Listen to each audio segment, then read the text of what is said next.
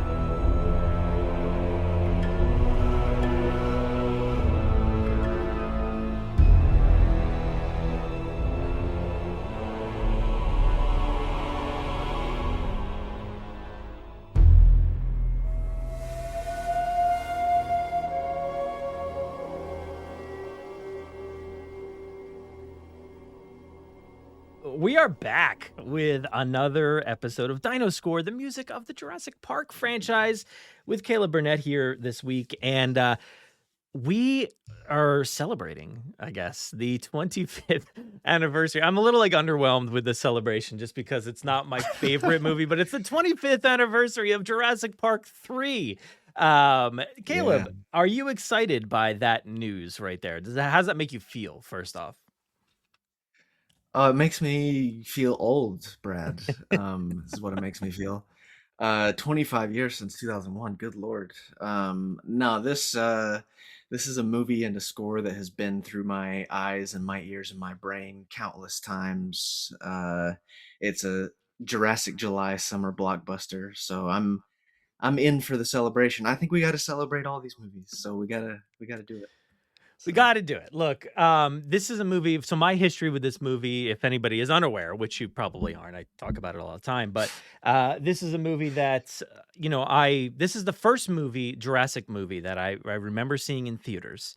So I went out, I think it was, probably opening weekend and everything. I was a little apprehensive at first because, I didn't really like some of the, stuff I had seen. Like, there was, a late night clip. I didn't really like that, whatever it was on Jay Leno or one of those things, and I was like, I don't know, this Mhm. movie looks a little rough. What do you call it? The, airplane, fuselage, scene. It was on TV and I was like, Oh. "Ooh, I don't like the way that looks." So I was a little apprehensive going in, but, I went with a cousin who, I almost never see, and it was, a big deal. This cousin was around for, the summer. We all went out to the movie theater. I still go to this movie theater today, which is great. It's still there. And, Nice. I was disappointed. I was a little disappointed when I saw that movie. There was a lot of issues I had with, the way it was filmed. Sorry, Joe. Joe Johnston is probably one of my most favorite directors. I was thinking about it while prepping for this episode, and I'm like, "Dang, this guy, he just really has some complete bangers, and I just love them all, for the most part." This one, it's the outlier, I guess. But yeah, so I had some issues with some of the visual stuff, some of the CG stuff, blending the humans and the backgrounds and all that stuff was a little iffy. Dinosaurs look fantastic, obviously, but I think Mhm. one of the literally from the start of this movie, it kind of throws me off, and we'll get into that. And it's part of the music is part of that reason why it throws me off. But there's that the whole Ben Hildebrand introduction part, like, is a little weird for me, and then we get to Alan and Ellie not being together. That whole thing threw me off, and then I was never the same. I know a lot of people are upset about, like, the T-Rex and everything. That didn't phase me at all. But, the movie never really found its footing for me, and I think I've accepted it over the years. I've come to terms with it. But even still, kind of rewatching some of the parts for this episode, I was just like, I'm just scarred, I think, a little bit, and it's just one of those things that I don't know if I'll ever be able to get rid of fully, but I have learned to really love some of these moments in this film, and the score is one of those things that I'm still trying to come to terms with and kind of, enjoy in certain regards, because I think there's some really excellent stuff in this score, and there's also a lot that I'm not, like, in love with, so, we'll get into that a Mm. lot, obviously, throughout the course of these episodes here, but what is your, like, history with this movie and then, like, the score itself? So this is, I guess now, the outlier. Like, this is the one Jurassic film I've never seen in a theater. Ooh. Um, I um, I was born in '95. I was 6 when it came out. My parents thought it was too scary to let me go see it in a theater, unfortunately. But I do remember, like, I mean, I was aware. I mean, saying that, like, I was definitely aware of it at the time, and like seeing the TV spots and the trailers and stuff like that. And so yeah, and unfortunately, like, there's some 25th anniversary screenings going on this year that I'm not going to be able to attend, unfortunately. Otherwise, I could Yeah. like tick it off the list of tick the last one off the list of Jurassic movies in the theater. But yeah, so I mean, I obviously was introduced to this movie through DVD, through seeing it on television, after seeing the first two Jurassic films. And like at the time that I saw Jurassic Park 3, it was the last one that had come out. There was no Jurassic World. There was not even a discussion of Jurassic World. And so it's always been sort of an out I mean, it's for me, it's always been sort of the outlier of the franchise for me. My It's 6th out of 7 in my ranking. And I love all my Jurassic children equally, but like it's definitely towards the bottom. But I really do love the score. I love, Dr. Grant is just phenomenal in the film. I think he's probably my favorite thing about the movie. Just his, The Lost World is about Ian Malcolm's PTSD from his experiences, and I think Jurassic Park 3 also does that for Dr. Grant. And so I really love just seeing how he reacts to how the story has progressed and everything InGen has done, and his commentary on all of that. Um, and even though it's low in my ranking, always has been. I actually had a friend growing up who liked the Jurassic movies, and he liked Jurassic Park 3 better than any of them. He was like, Jurassic Park 3 is so awesome, it's the best one. And I was like, no, man, no. But like I watched through all the Jurassic movies in June, and watching them all close together just gives you some really nice context, and just seeing how the story connects. And I had a really fantastic experience with Jurassic Park 3 this time around. And it gave me a lot of I'm riding high on a lot of positive feelings on Jurassic Park 3 at the moment, actually. So, yeah. Good. I'm glad. It's one of those movies that I think I'm coming to terms with the fact that, like, hey, there's a lot of people that grew up with this movie being their first Jurassic movie, and Mhm. not mine. It was my third, but like the fact that people are out there that this is kind of like turning into a Star Wars prequel situation in a lot of ways. Like, people who Mm. were probably my age or so, and yours, like when those prequels came out, we maybe have a little bit more fondness for those movies versus not versus the other ones, like, but we have a better fondness, I think, for some of those things. And now this many years later, it's like, wow, we really love these things. And now we're showing it, like people are showing it. So I think that's what's happening with Jurassic Park 3. A lot of people coming out of the woodwork, and it's like, wow, okay, people do really love this one, and it hit them in that right way. It didn't work for me fully, but there's a lot of really awesome elements. The Spinosaurus is probably one of my most favorite things to come out of this entire franchise. Like you're talking about Alan Grant, there's some really great moments with him. And honestly, we talked about this with Rebirth and the score for that, and how that score, like analyzing it with you, really helped me kind of come to terms with that movie in a lot of ways, because those two movies, Rebirth and Jurassic Park 3, are bottom of my list. They are Rebirth 6, and Mm. this movie is 7, Jurassic Park 3. So there's not many movies. Oh my god. So Yeah, yeah, there's it's seven going on 8. So yeah. there's a lot of existential crisis stuff happening. I feel like when you start to look back, that it's like 25 years of certain things, and you're like, oh god, what is happening? But those two Yeah. movies are on the bottom of my list, and Rebirth, like analyzing that score, really helped me appreciate a lot more of that movie. And I think if there were certain pieces from that score in the movie, like I think I would have liked it even more. And I was finding that Mm. same thing here, because there are elements of this score that are not in the movie too. So I was like, ooh, I think, man, that would have been really cool to hear, and really cool to see.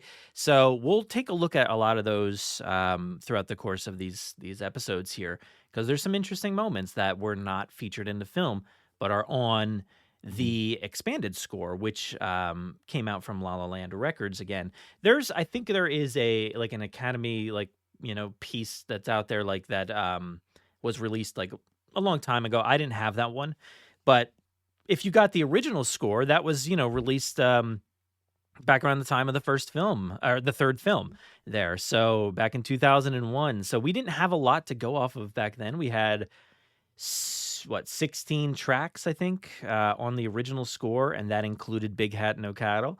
Mm. So the original soundtrack album was pretty comprehensive. I feel like there's a lot in there. There's definitely a lot missing, and I think we've found that with the La La Land records. But the La La Land release has a lot of like alternatives, or not a lot. There's a couple of like alternatives and different openings, different endings. So some of those extra pieces that we got from the La La Land records album, there's not a ton of like huge content in some of them. They're just like mostly seconds worth of added content.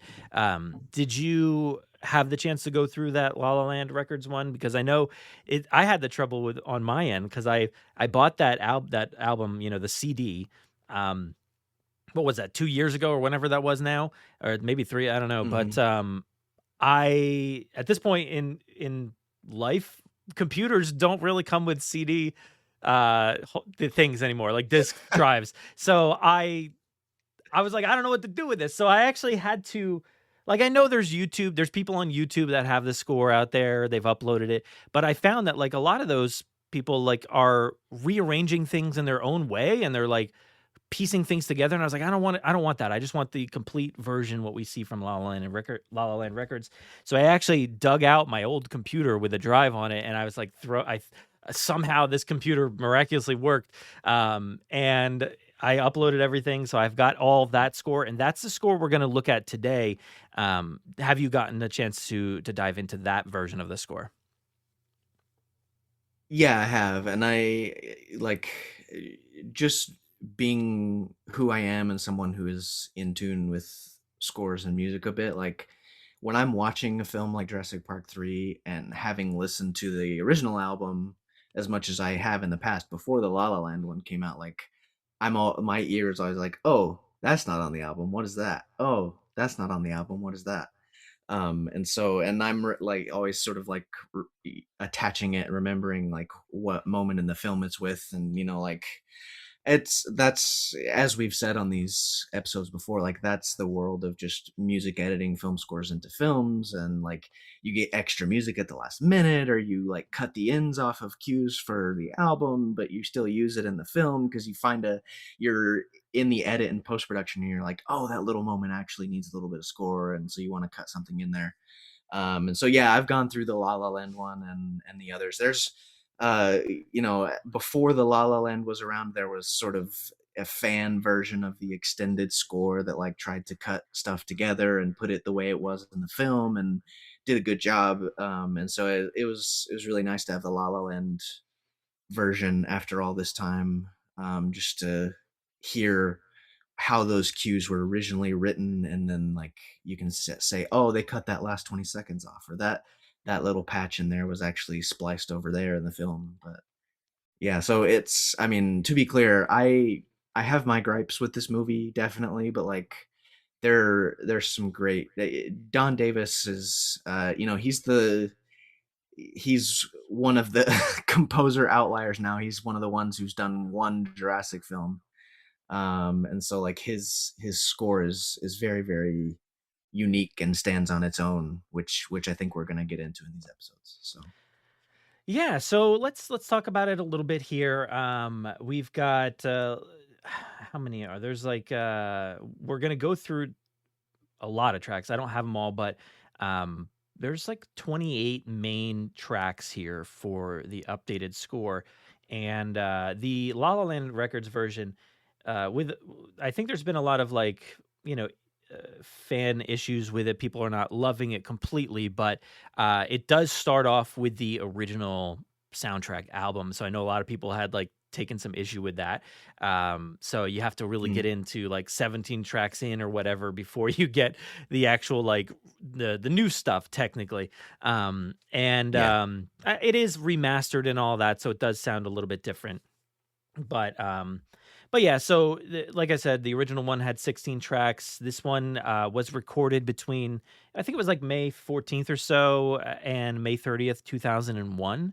And like you mentioned, Don Davis, he composed it, orchestrated it, conducted it, and this was a 104 piece uh, Hollywood studio symphony and a 60-person choir as well. So a lot of people there.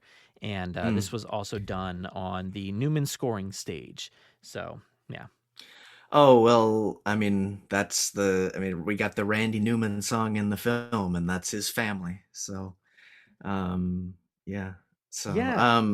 I was just gonna He, say that like the album cover for Jurassic Park 3 says like original Jurassic Park themes by John Williams, new music composed and conducted by Don Davis.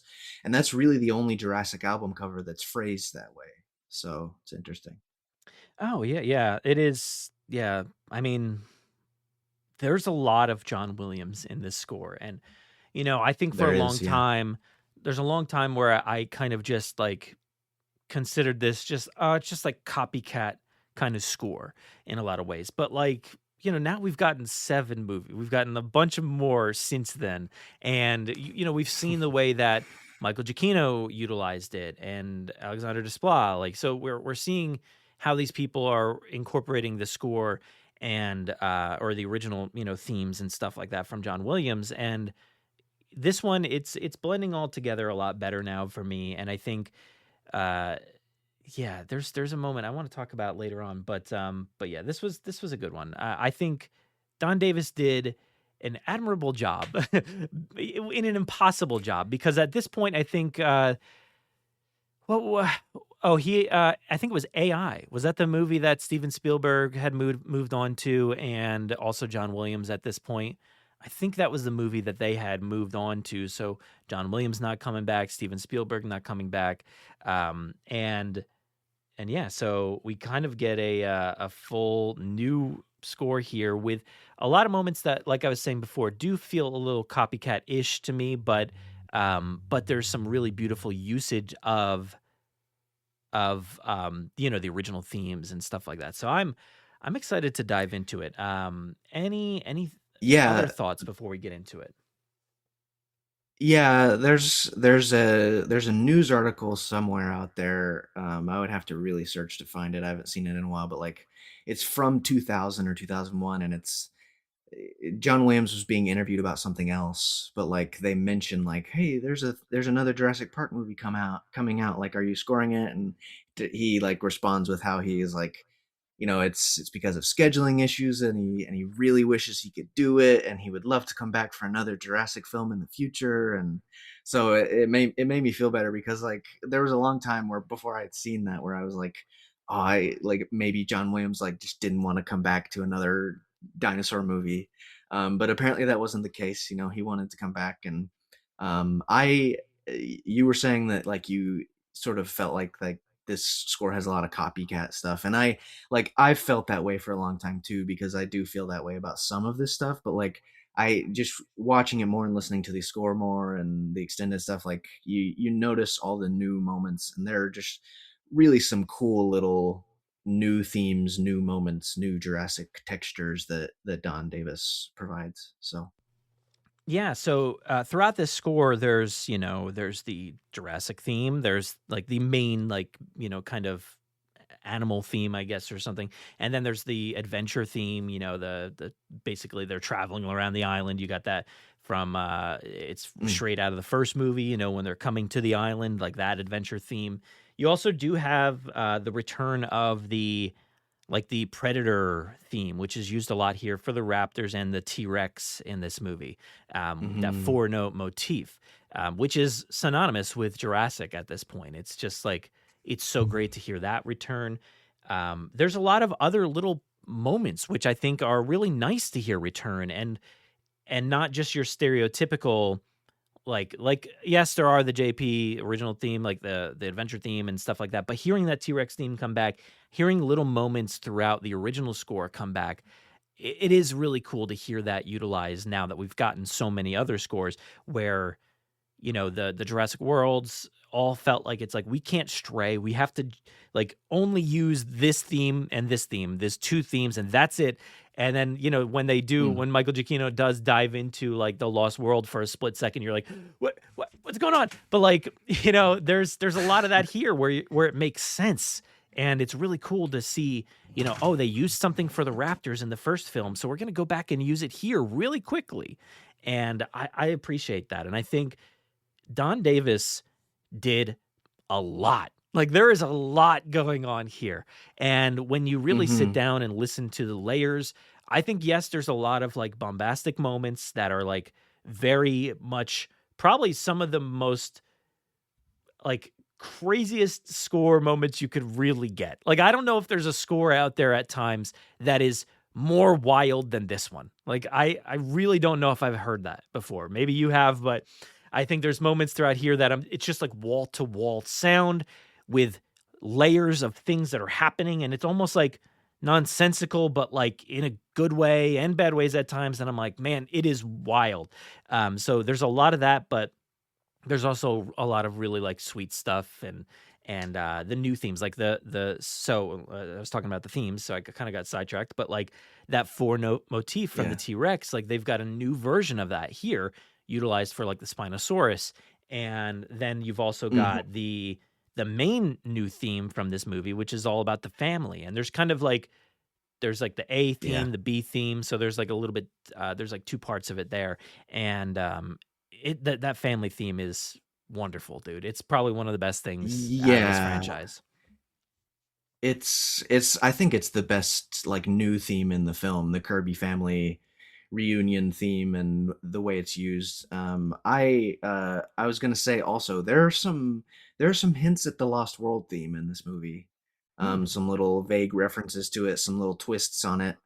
And so we can talk about that too. But like, yeah, like the Kirby family theme is fantastic, and it's we can talk about like maybe what it's trying to do or what it's referencing also. But it's just I think it's the best new theme in the film because it's sweeping and grand and heartwarming. But like also what you were saying about like how much absolutely crazy bombastic music there is in this movie. Like the orchestra is just going nuts at a few points in time.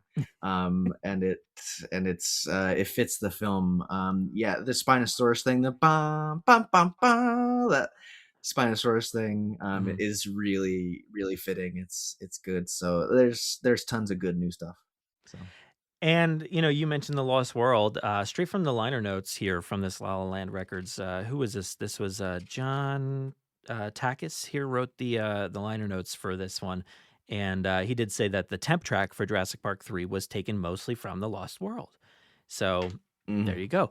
I'd be so interested to hear like what that would have sounded like just to have actual like Lost World, because I do think those scores are very different a lot of the time. So it would be interesting to hear what that mm, sounds like. But like you said, there's moments in here, and there's particularly one moment where I don't think it's on this edition or any edition with the Pteranodons, and it almost feels like a carryover straight from the Lost World, like they just left it in there.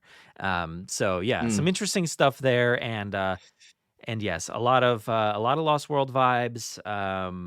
Obviously, a lot of Jurassic Park vibes. There's a lot of Star Wars kind of vibes in here too. So I was wondering, like, there's nothing mm, about it really. I couldn't find anything necessarily, but I feel like Don Davis was like, should I go back to like John Williams, like doing Star Wars and kind of get some of those tonalities? Like it really feels like it with the original Star Wars scores. So I'll bring some of that up later on just to kind of hear comparisons and things because we got some things to compare.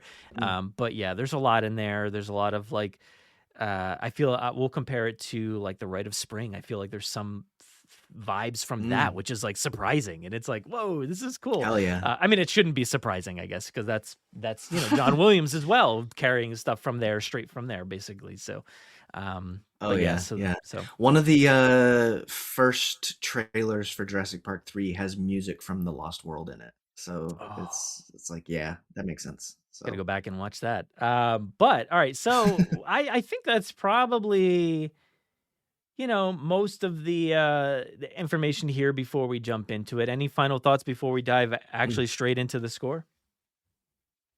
Oh, I don't think so. Water finds a way. Let's dive in like they dive into the water in the Pteranodon enclosure. Let's do it. Let's do it. And we're starting off right here with some watery intros because you get Yeah. the Universal logo, you get the Amblin logo and things like that, and it's doing this watery rippling, and Yeah, you hear you got that. the celeste, you got the harp in there sort of twinkling, making you feel like it's watery. Hmm. You get the Spinosaurus motif there a little bit. Yeah, and that moment, the boo boo boo boo, that's what Uh, makes it feel so wrong right off the bat for me. Um, yeah. but I understand it now. I think I understand it now. The slash of the Spino on the logo. You can hear that just like rip it. I know there's sound effects Yeah. in the film, but like you can hear it there. Little twisted Jurassic Park theme here on the end. That Oh, right there. we got to So talk about some of these tones, dude, because like the tonality of this movie is wild to me.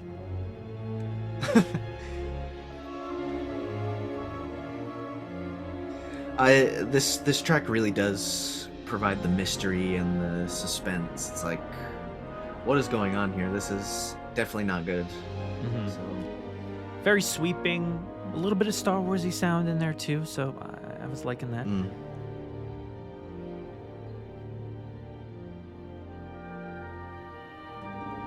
You don't want to get too close. You don't want to be eaten. I don't know where it is, but all I'm hearing is no, not yet. Like, Yeah. Yeah. More Jurassic Park theme. Sort of hinting at the Kirby theme in here as well.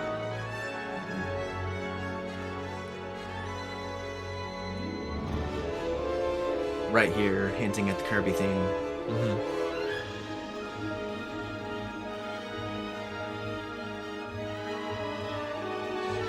A little bit there too. Yep.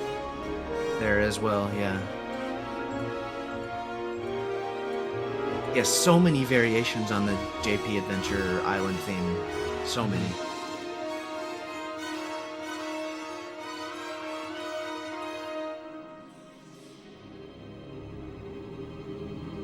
Creepy.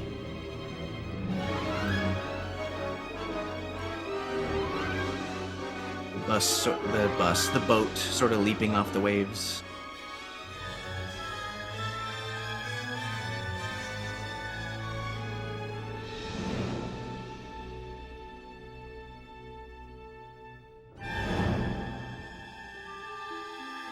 Yanking on the rope.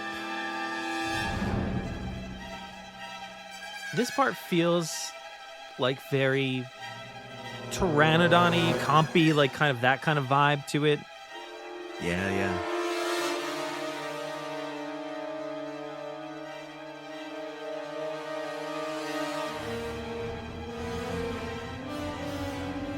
Rising brass here. That's menacing, like ascending notes there. Oh, it's so good.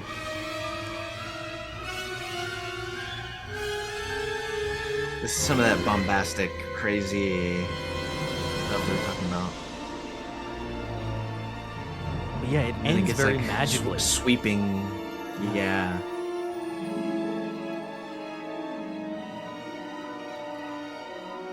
Like so, really mysterious, but like, oh, we've let ourselves free from the rope. Like, okay, we're gliding off. I feel like I gotta get out the dinosaur toys now and just go. Rawr. Like, I was about to say the really nice fade edit transition into Alan. So, yeah, Charlie. Yeah. It's so Charlie. Those are herbivores. They probably wouldn't want to fight each other. But like the way that they characterize him is so perfect. I love that. That is so good. Well, they come in with him, and he's with a kid, and Ellie comes in with a kid behind him, and as a fan, you're like, oh, they're together, and they've had kids, and it's so sweet, and they're playing with dinosaurs, and then it's like the camera pans right as Mark shows up, and it's like, oh man. So there's so much heartbreak in these opening, literally like 3 minutes or whatever. This track was 4:28. So in the opening 5 minutes of this movie, my heart's already broken. So a lot of that track is pretty great, I think. When I first saw it, I had a real tough time with that 4-note motif. So that was tough for me because it sounded wrong. It sounded something, like they had made a mistake. And I know they didn't, right? They couldn't have possibly, but I kind of understand it now. And, reading the liner notes and it being this kind of call to like the Spinosaurus and everything, knowing that the Spinosaurus is this like aberration, this thing that's out there on the island that we don't know about, that is, different than anything we've ever seen before. It makes a lot of sense to do a tweaked version of that original, 4-note motif. So I kind of get it there. It makes a little bit more sense now. Yeah, twisting on what you like. We're in a familiar location, familiar situation, so to speak, and like you're twisting it a little bit. Like, okay, this is new. We're evolving. We're it's an aberration, like you said. And the philosophical meaning I take from that, I sort of bring also into the Jurassic World films, where it's like this. It's the evolution of the franchise. It's the evolution of the story. It's the evolution of those themes where they're familiar, but we're twisting them and they're growing and they're changing. So yeah, let me just play the opening of that, the theme from Jurassic Park, from Jurassic Park.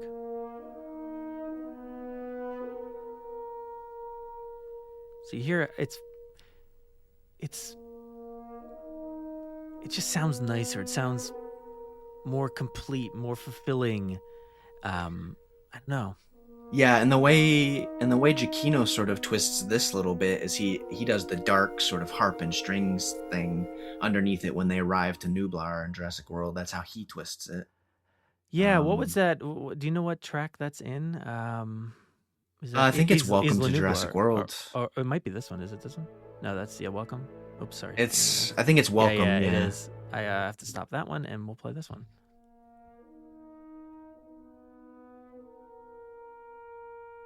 Yeah. Yeah, when it comes back, then you get that little dark thing from underneath the gong or whatever. Yeah.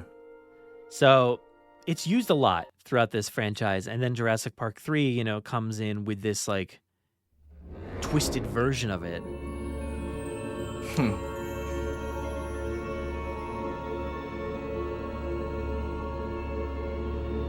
into it.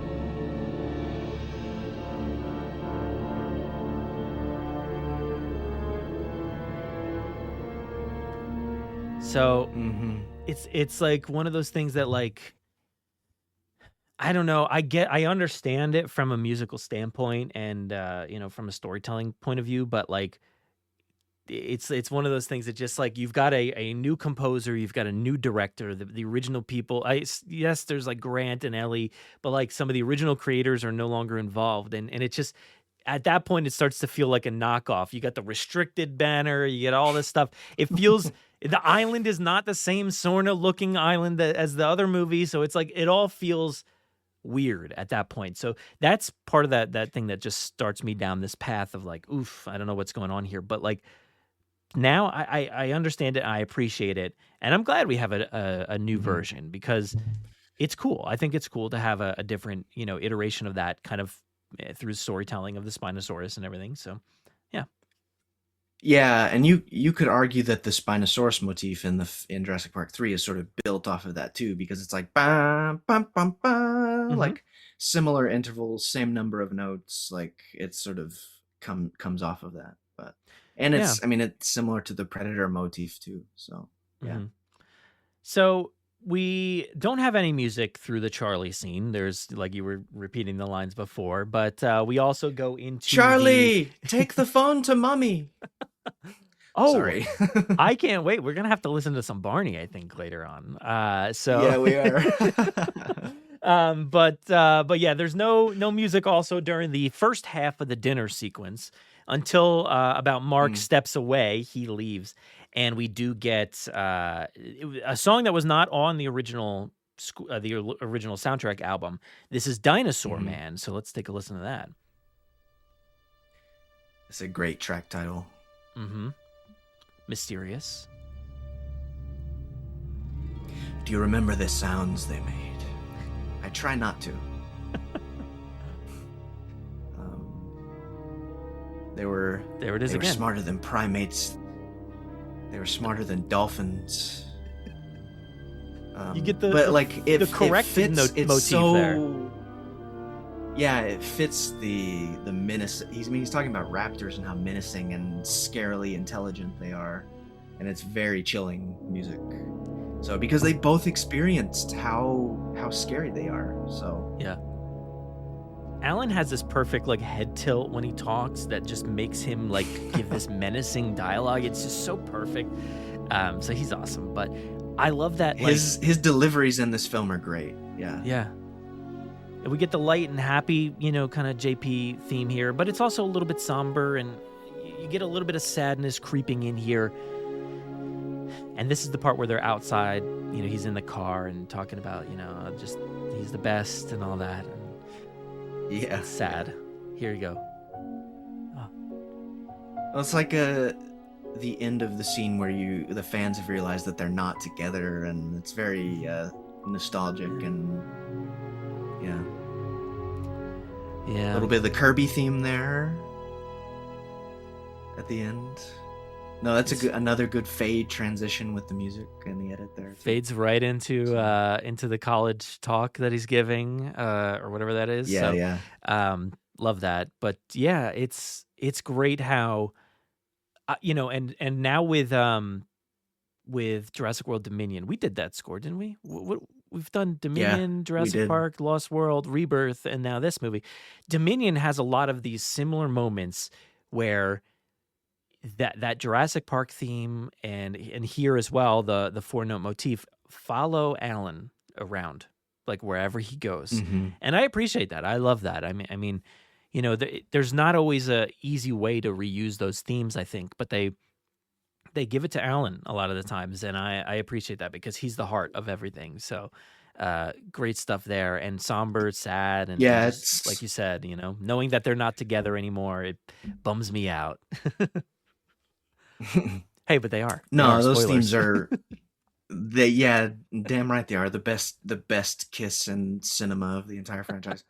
Um, no, I love Dominion, but so yeah, you said that motif sort of follows him around, and I think it follows him around and like the trio around in Dominion a bit too, and like I think associating that with those characters is 100% appropriate because like they experience Jurassic Park, they are Jurassic Park, and like it's that association is apt. So, Yeah, so there's another version of that, and it's not there's not a lot to it, but it just adds the choir in there. So this is Dinosaur Man with the mm, choir. We won't listen to the entire thing because it's basically just the same, except for this beginning choir part.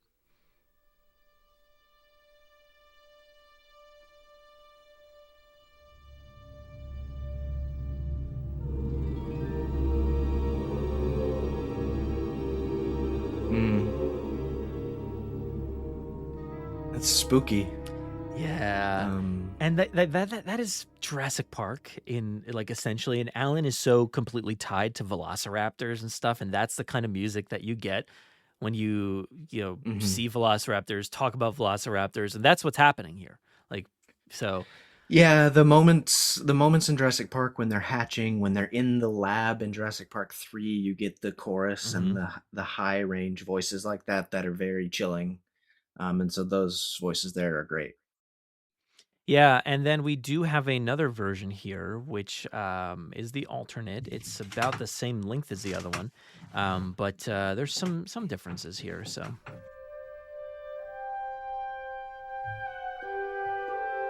starts off differently. It's very sweet. Little Jurassic Then Park theme there at the beginning. yeah, got all that same stuff here. Um, Yeah.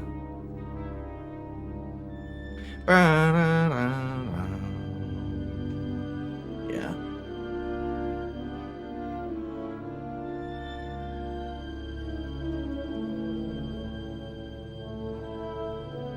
you get this is different.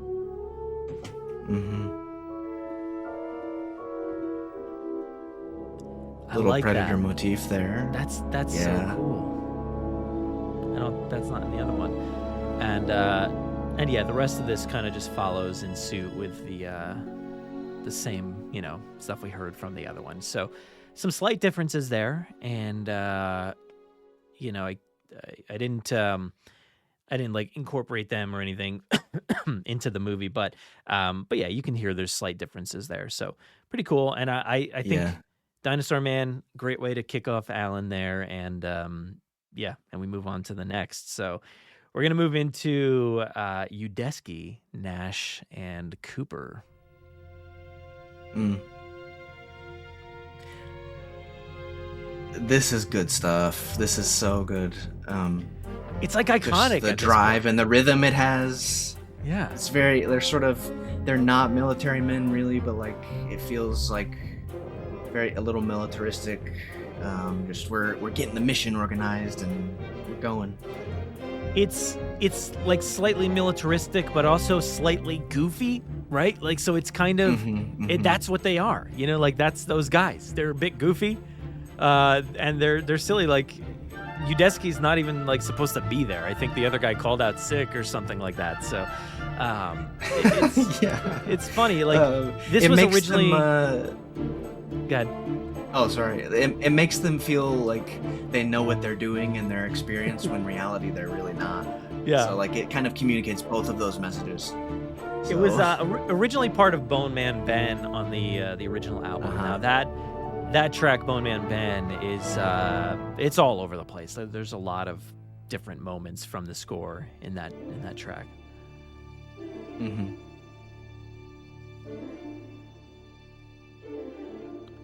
But a lot of this track, That really rhythmic sort of brass, like I associate that with Jurassic Park 3 so much. Just there's so much uh rhythmic brass going around. oh my god, so much. So, This a lot of other stuff felt like kind of akin to like the maintenance shed stuff from Jurassic Park, even Jurassic Park Gate. This one feels a lot like the history lesson. This part of the track. oh yeah, yeah, totally.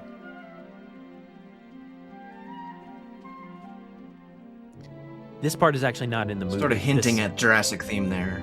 mhm. Yeah, not in the film. But let me tell Little you, it's Kirby great in theme the there, a film. little It bit. is great in the film. Hell yeah, nice.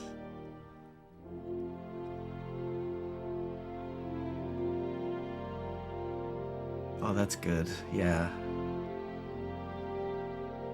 I mean, there's so much John Williams themes in this film. They were probably like, we gotta cut a few, guys. We can't just use it over and over.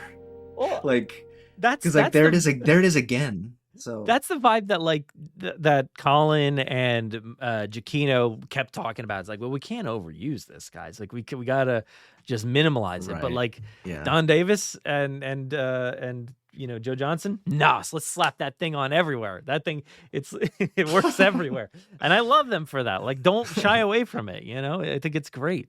Yeah, yeah. But yeah, it gives me vibes of the history lesson, which we cut to like about a minute in. I think it's kind of got some of those vibes.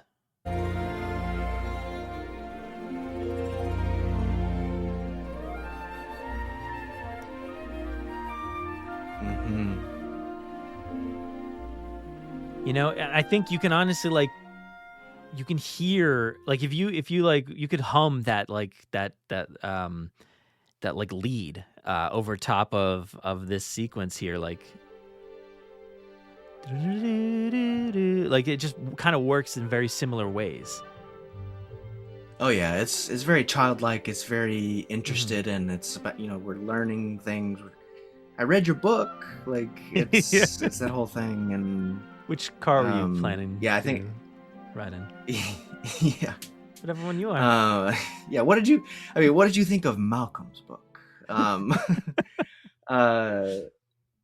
no, I feel like that would have been. I mean, I don't know what that. I mean, maybe what they intended that for, but like, I mean, there are kids in every Jurassic movie, and that kind of just very very calm. The woodwind sort of noodling around, doing nice sounding things. It's very childlike and interested Yeah. about learning. So Well, I'll play that where it was supposed to be in just a minute here, but oh yeah. so this originally was from Bone Man Ben, and you can hear it here at the start of that track, right?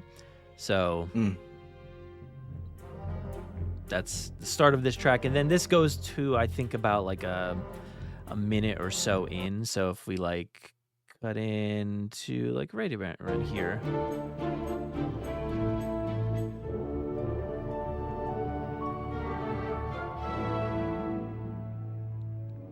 Then it switches to, I think, the actual like Bone Man Ben track. So, yeah, so that changes up there. But yeah, it's John Williams is always good about using these like concert pieces in a way, and that's Bone Man Ben is like one of the main ones from this that just kind of utilizes a bunch of different things edited together. There's what 1, 2, 3, 4, 5. I think 5 different pieces of some of the stuff we'll hear.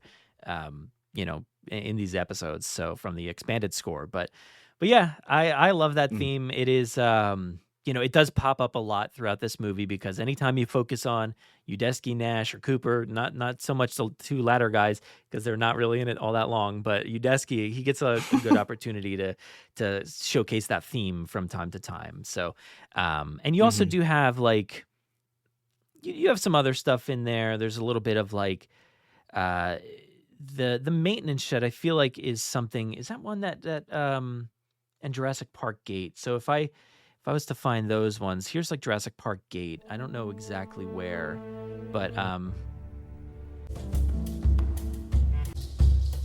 it's kind of got that jaunty like that motion that I feel like is kind of what he was going for, and maybe that's a little bit of like the Lost World peeking in as well. But the maintenance shed, I think there's something here as well with I forget exactly where, like this. So this, this is more militaristic, right? Like this feels more serious. Like you trust that they're gonna get the job done. Not so much with the goofy, like jaunty version from the other movie. And get the Jurassic Park theme in there, and you wouldn't necessarily expect it in this context, like with militaristic music like that all the time. Yeah, it works well. It works well here. Not so much later, but but here I was gonna say it gets pretty militaristic later. So This is a moment that will feature part of that half of that Udesky, Nash and Cooper track, the second half that was playful and sweet. Let's listen to this moment in the movie without that, just so we can hear what it sounds like. Nothing to worry about, sir. Mm. It's gonna Obviously, be a just walk in after the that park. introduction to Udesky, Nash, and Cooper, you can still hear it playing. Mhm. And then we get this scene. No music. At the Billy. dig site. Yeah. Mhm. I don't think I'm doing this right.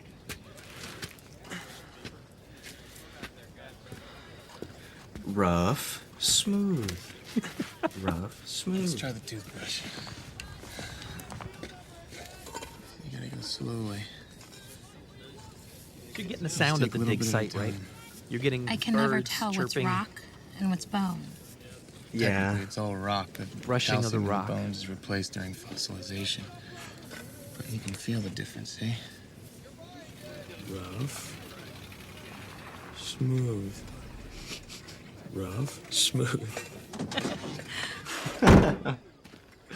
And then Alan approaches from the car.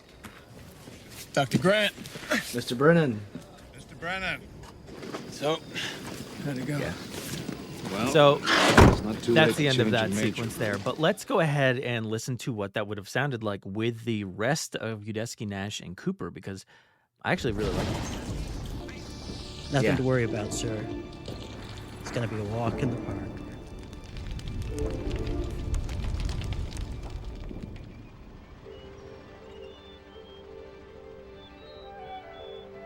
Billy, Oh yeah, yeah, yeah. I don't think That's I'm doing right. this right.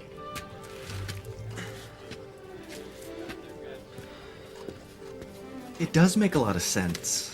Like, it's very Let's try the toothbrush. Jurassic dinosaur adventure-y. You gotta go slowly. You just take a little bit at a time. I can never tell what's rock and what's bone. Technically, it's all rock. The calcium in the bones is replaced during fossilization. But you can feel the difference, eh? Rough. Kirby theme in there. Smooth. Rough. Smooth. And then when Alan shows up, Yep, yeah. there's the theme. It works so Dr. perfectly. Grant. Mr. Brennan. So, how'd it go? Well, I would have That's loved so this was in the interesting. movie. Not good. I would too. I really like that. I can see why they didn't do it.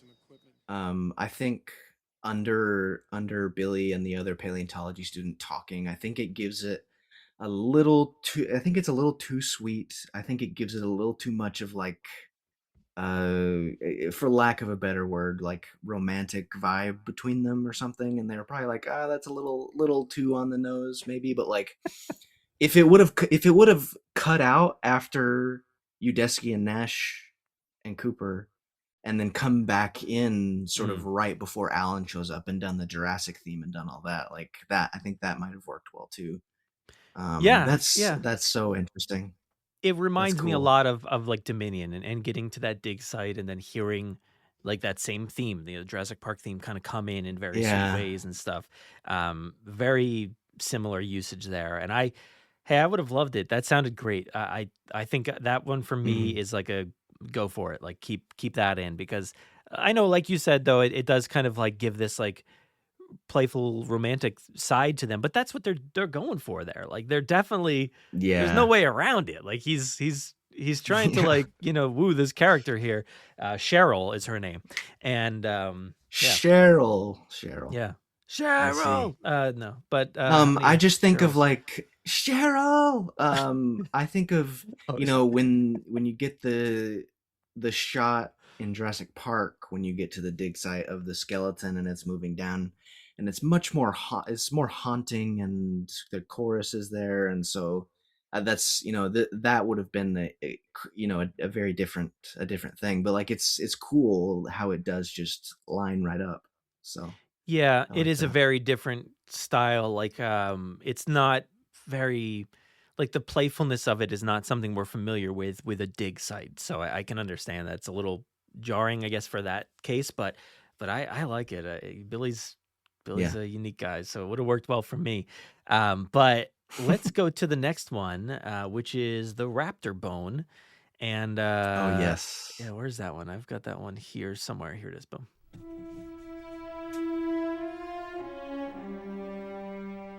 Predator motif.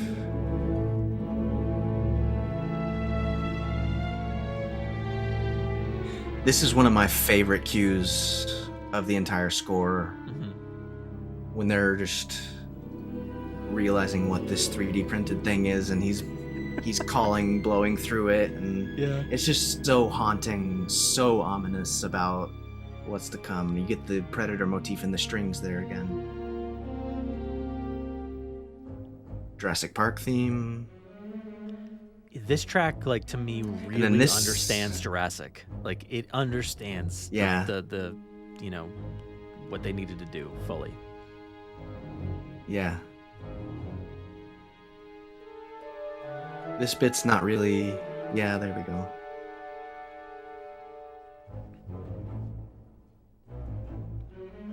Yeah, I think this is all Paul Kirby stuff, if I remember correctly. Yeah. Very serious Paul Kirby, who definitely climbs mountains and other things. So, Paul Kirby, imports and exports. Hiya, Billy. Yeah, because so they already met. Billy Is the reason. Billy recruited him to come. So it's all playful Billy's fault. He should not have been flirting. But I love this one. It starts off with that 4-note motif that just like it's so naturally included here, and it works so well. It gives you the creepy vibes from the raptors, hearing that resonating chamber. You know, watching this scene again, it's like it's so cool just to see so long ago, like 3D printed things just being included into this movie, like unheard of back then. Like, what? That you could do that? And you know, that people do that stuff all the time now. You know, you go to a market, you know, you walk down the street and like people are selling stuff like that all the time. Not the resonating chamber. That's people got to get on that. I need one of those. Yeah. No, Jurassic, it has always been ahead of its time with the tech a little bit. So, yeah. Yeah, but they invite him out to the bar, right? And of course we're gonna get our first instance here of Randy Newman. Pop music, yeah. Pop music, yeah. So big hat, no cattle. It's become so iconic to me all this time. You know, like Randy Newman. It's so good. Randy Newman is like synonymous with just like film and just iconic films, like all the Toy Stories. Well, I guess he scored them all. I think. Yeah, film scores and songs together. You know. So. Yeah, he scored 10 Pixar movies at this point, and a lot of other movies as well. Some really important movies over the years. And this song was actually released on his 10th studio album called Bad Love. June 1st, 1999. So out before the movie. Yeah. It was off one of his albums. It came out just before Jurassic Park 3, and this is perfect, and it is perfect for the film.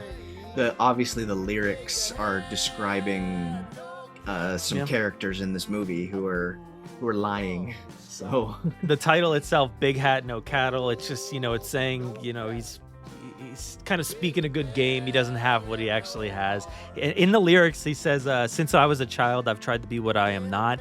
I've lied and I've enjoyed it all of my life. He says, an honest man these days is hard to find. And he says, a little lie can buy some real big peace of mind.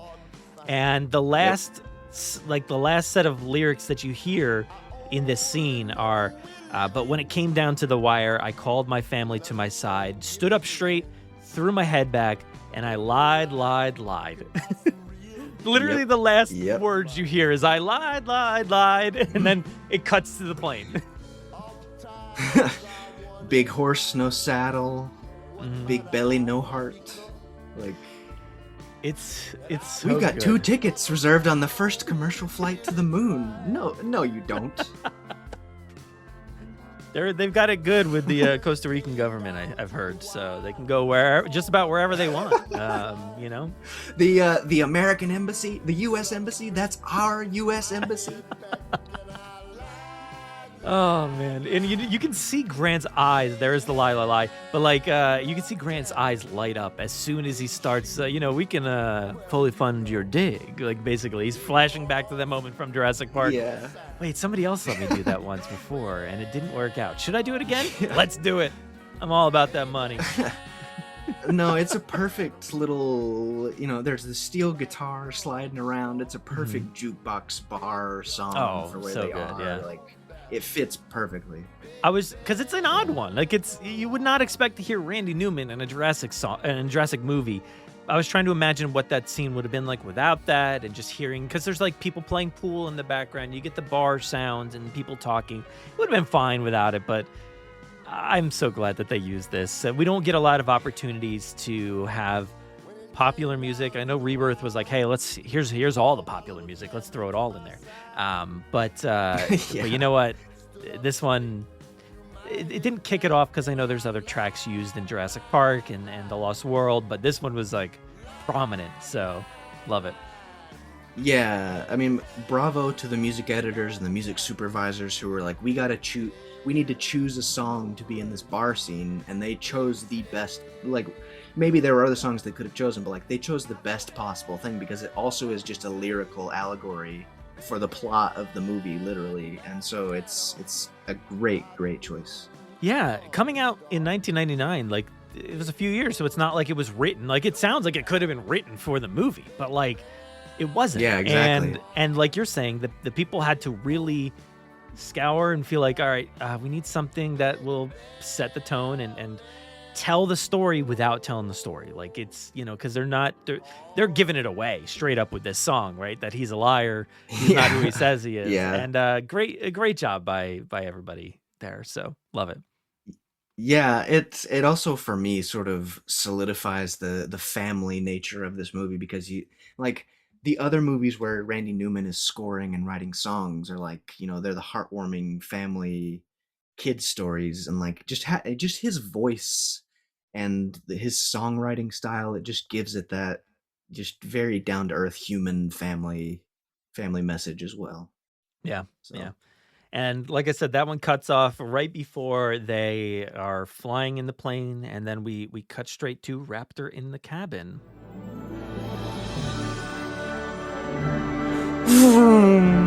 This, to me, I feel this is magical. I feel like we're going to Hogwarts or something. Yeah. Like, what's happening? It's also, the woodwinds fluttering like that. It's very flighty. Star Warsy tonalities there. So yeah, that's hinting at the Kirby theme a little bit with the woodwinds.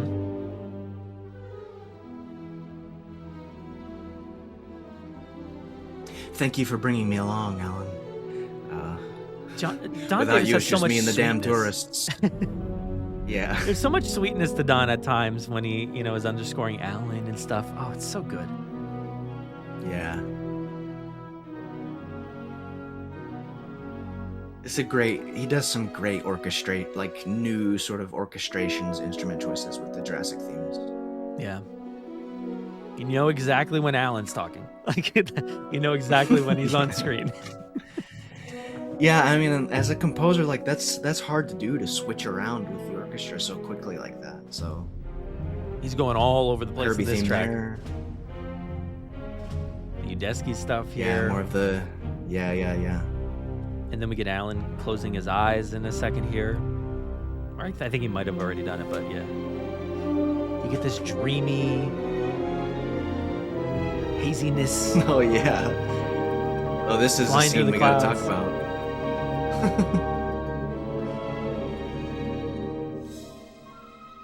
It's raptory, it's haunting, but then here it gets scary. Yeah. Alan. Yeah. So, Alan, what do you think of Alan? How's that working out for you 25 years later? Is it working? It It's obviously it's weird, and like there's some nitpicks with it, like the fact that he's never seen that specific species of raptor before. Like he's never Mhm. seen that Sornoraptor, so like why is it in his dream? But it's also a dream, and like things weird imagined things in dreams pop up all the time. But the reason it really does work for me nowadays, like as a kid I was like, why is there a raptor in his dream? Why is it talking to him? What, this is so silly. Why is this happening? But like now I kind of, the way I really understand and appreciate it is like it's his PSD, and like he's so scared of raptors in this movie. Like he is terrified. And so the raptor, it's him and a raptor alone on the plane, like, and it's swirling around, and like, so I think it's a manifestation of PTSD, and that really makes it work for me. Yeah, and this movie is all about communication, right? So the beginning of this movie, Hmm. Alan's like, "Alan, is my name Alan? He used to know me." Like he talks to the Yeah, bird. He's yeah, talking to a bird, right? And then we also go to the dig site, and Billy's like, "Hey, here's this resonating chamber." He's just blowing into this thing. That's how the raptors vocalize. That's the raptor talking. So yeah. it's all about the raptor's communication to the point where we get to this plane Mm, and the raptor's literally talking to him. He's been fantasizing exactly. about like this communication between birds and reptiles and dinosaurs and all this stuff for so long. I didn't mean to say reptiles, but like all that, for so long that like this is on his mind and he falls asleep. And yeah, the one issue is like, would he have known about that raptor? I say maybe. He Hmm. could have. There could have been crews that Hmm. have documented something and have spotted those velociraptors. This is Hmm. a bunch of years after the Lost World, which everybody knows about this island at that point and knows that there's more out there. Malcolm's probably, going off about all the different raptors, and of course they're different raptors in that movie. But hey, somebody probably spotted them at some point and had a book and released it and said, this is what the raptor is. So I'll give him a little grace with that. But I do love that moment. I think it's pretty cool. It was something that like Yeah, took a and long time to come he's, around to, but oh yes, same, totally same. But like throughout the beginning of the movie, he's talking about the evolution of raptors and how they would have gotten better at communicating and been communicating and become the dominant species on the planet. And then like there's one that is more evolved in his dream and is able mhm, to communicate better and looks different. So it's evolved a bit perhaps, and yeah. all that.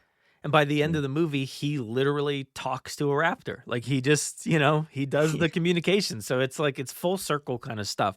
And yes, it's kind of silly and dumb on the surface, but like when you look at it a little Hmm. bit deeper, there's some fun context to it that really pays off. So I appreciate that Yeah. moment. I get why it's silly and people wouldn't like it, but I like it. I think it's fun. But yeah, it really feels like we're going like Hogwarts or something in this, which is weird. John Williams didn't release that music until after this. It was like November or something like that of Mm. 2001. So, but yeah, it's given that same kind of vibe there. I think that's fun. Yeah, totally. And after this, when he wakes up, it sort of goes back into what you expect from Jurassic. Yeah, yeah. So, There is an alternate to that raptor in the cabin moment, and it's basically the same, other than that raptor moment at the end. So, we go ahead and skip to the end here.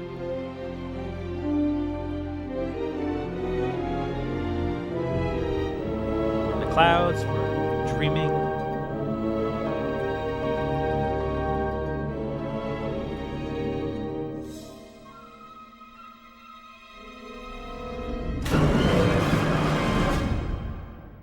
It's a lot bigger of a oh, moment. it's, yeah, more bombastic. Yeah. Yeah. So if you listen to just that last stab at the end, this is from the original one, the one that's in the film. Just a quick, and then a drop, right? A quick one. This one's just like a bigger.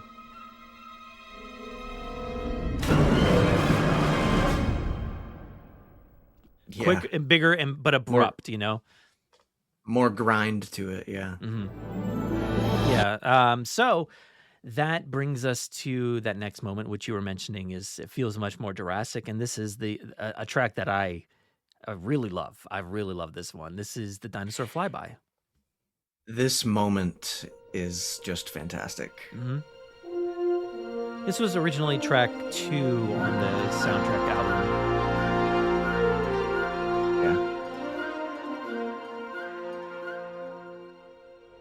Sort of some variation on the Jurassic theme a little bit there. This part is a little bit extra from the soundtrack version. Mm-hmm. And it cut right to that. Okay, and what do you think they're doing in this moment? Yeah, what could they possibly be seeing?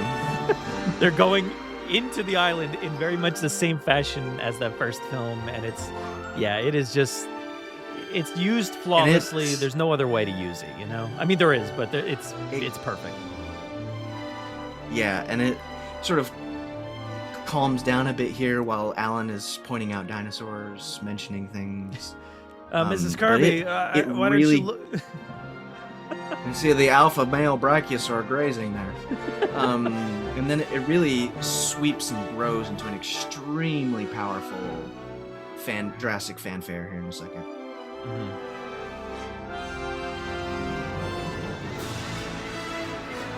Very quick. Yeah, there's more cymbal crashes than normal in the Jurassic Island theme there. So, extremely majestic. But his flourishes are so good. Like, the way he utilizes it differently than John Williams is great. Mm-hmm. Twist on the Jurassic theme.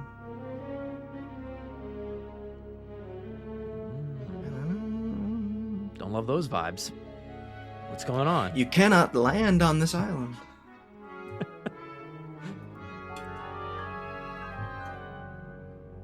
Very Star Warsy right there. Oh, yeah. And... punch. Not a church guy. He's just not a church guy. How do you know the Kirbys? Through our church. Like, that was such another liar. Yep, just chilling back there in the back of the plane. Just Yeah, God. we agreed to we met at church and we agreed that we were going to come take a tour of a dinosaur island. Yeah, that sounds correct. Love it. But yeah, there's a lot of fun in there, and I think like that beginning part is just so beautiful, and the fluttering of, like, I think there's a bit of piano in there, and just like it's just so good, and just the strength of the brass there. I think the brass is used really interestingly on this score. I want to get your take on it because it's used with weird like a cluster, like a cluster of like tones that don't always feel right together at times. But yeah, sometimes it's weird. Sometimes it gets that Star Warsy vibe. Sometimes it just sounds like menacing. Sometimes it sounds bad. Like, it's just all over the place with those clusters of tones. But what do you take on the way that like the brass is used in this film? What do you take away from that? Oh, I think it's used in the proper Jurassic ways, like we just heard in the fanfares and things. But like, it's also used in majestic French horn ways, very smooth ways, when the French horn is by itself. But like, there's also a lot of just wang in the embouchure and the way the players are actually playing, to where it has a very like animal call, bombastic, grating, like "Rah," like there's just a lot of that rough articulation in there that adds to the tone. And like, also, like you were saying, like when there's a group of trombones playing together or the whole brass is playing together, like it's forceful, it's aggressive, and that's on purpose. There's more of that perhaps in Jurassic Park 3's score than like some of the other Jurassic Park scores, as far as like you hear brass like solo or like protruding by themselves out from the orchestra in that way, just wah, like Yeah. it's very a predator, dinosaur, carnivore, aggressive, bombastic. So Yeah, bombastic. It's a bit it's like dissonant very much a lot of the time.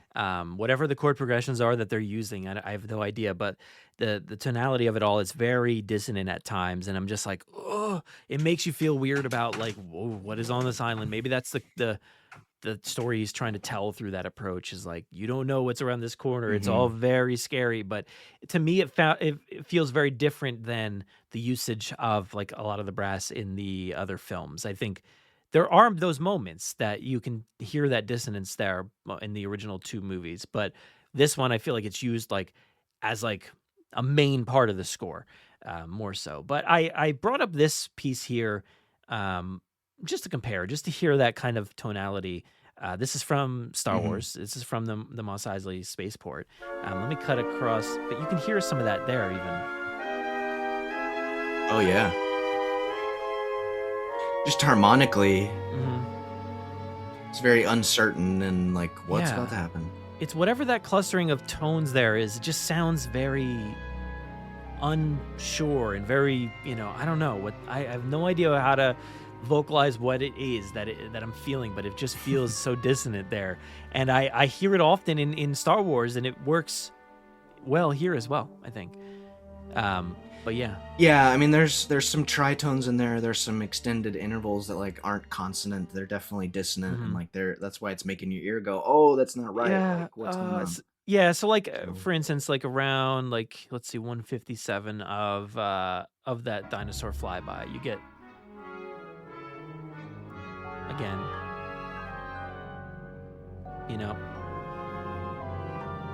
it's like a mixture of maybe some woodwinds or something, and then also like a vibraphone or something along those lines, bell set of some sort, marimba, I don't know, but definitely giving similar vibes here. Oh yeah.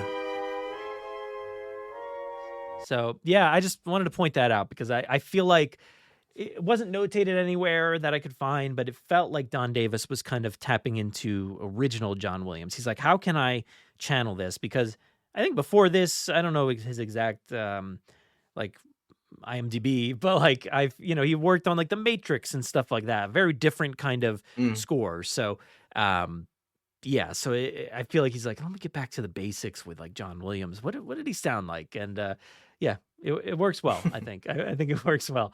But that brings us to Cooper's Last Stand. This is the extended version from La La Land Records. Cooper's a professional. He can handle himself. This was originally, I think, track 3 on the album. Kind of feels like a little bit of a montage of things we've heard before.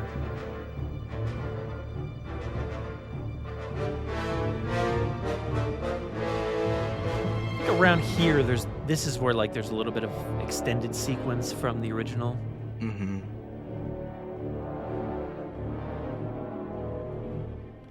And that's sort of in the film where you start to hear the shots and the roaring in the jungle and things start. You're like, what's going on? So maybe it was a bit extended. This kind of stuff feels Lost Worldy to me. The way that the strings and the maybe it's the harp. I think it sounds like watery. The Lost World was good with the harp. Mm-hmm. Absolutely. I mean, just the dramatic strings there. Lost World. Spinosaurus motif.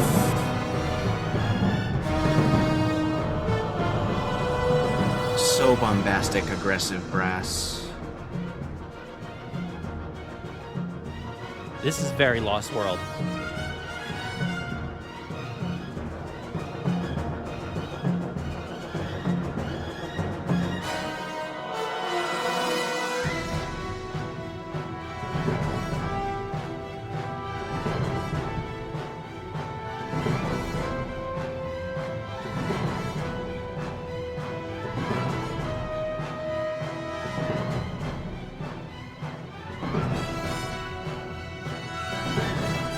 Just punching. I love like the syncopated like rhythms that they've got going on here as a drummer. It's just like it's fun to play that kind of stuff. Like timpanis, I imagine they're having a blast. That's Cooper. Getting wild. Oh, the percussion is going wild as well. Just non-stop. Oh, and then this is just nuts. Just pure chaos. Yeah.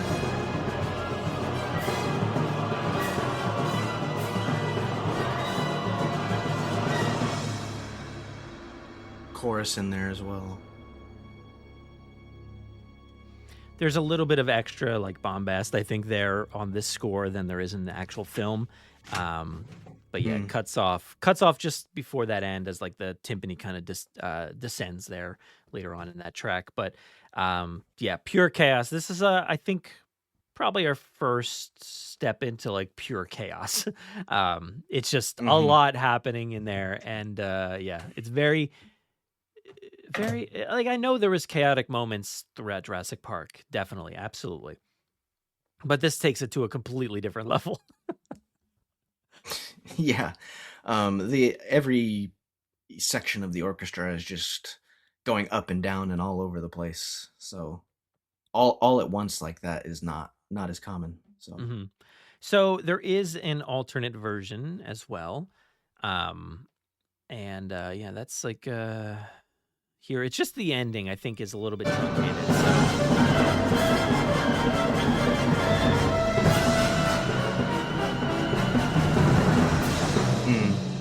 Kind of. Sometimes it's hard to tell with this stuff when you listen back and forth, even. But yeah, somewhere in here, let's see this one. This is the regular extended.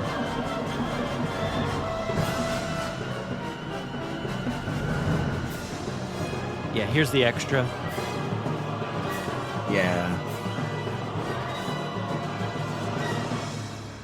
Yeah, you can definitely tell that it's a little bit longer there than the other one. Yeah.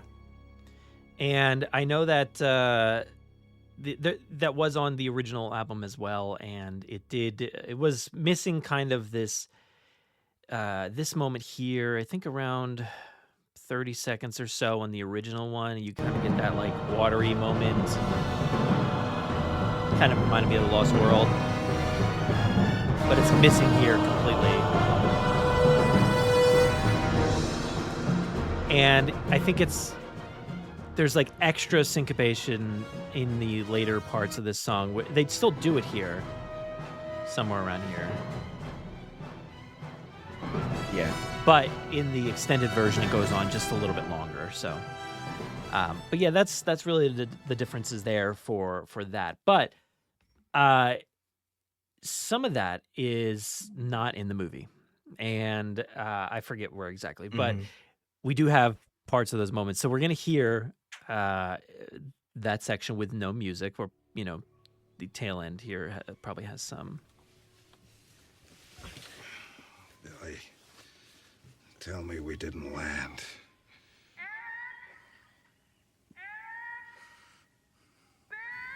I think they're looking for someone.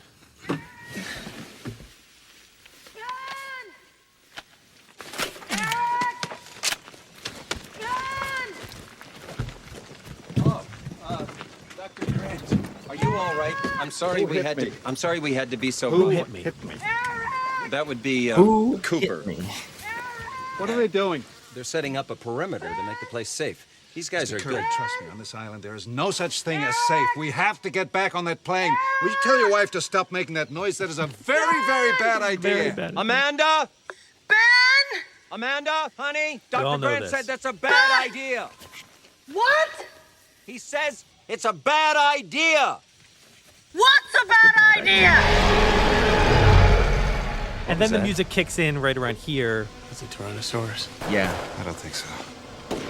It sounds bigger. There is a lead in there that's not exactly in this score, in that moment at least. It leads in with a little bit of tension, and then goes into that bombastic moment. Yeah. But all that stuff prior to that is not really in the movie, but here I added it in as best as I could, I think. This was the fine one. See how it works. Let me know what you Tell think. me we didn't Yeah. land.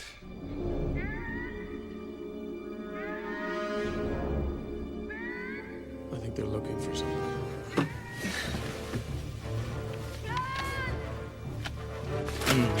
Interesting. Dr. Grant, are you all right? I'm sorry we had to be so rough. hit me? That would be Cooper. What are they doing? They're setting up a perimeter to make the place safe. These guys are Kurt, good. trust me, on this island there is no such thing as safe. We have to get back on that plane. Will you tell your wife to stop making that noise? That is a very, very bad idea. Amanda! Ben! Amanda, honey, Dr. Grant said that's a bad idea. What? He says it's a bad idea. What's a bad idea? What was that? That's a Tyrannosaurus. I don't think so. So, there you go. Sounds bigger. This is there. So you can hear how that does work pretty well. I think that works pretty well. I don't know if I need it necessarily, but I like it in there. It works. It works. I don't know if I need it. I kind of like the silence and like the megaphone just echoing and all that better. But like, yeah.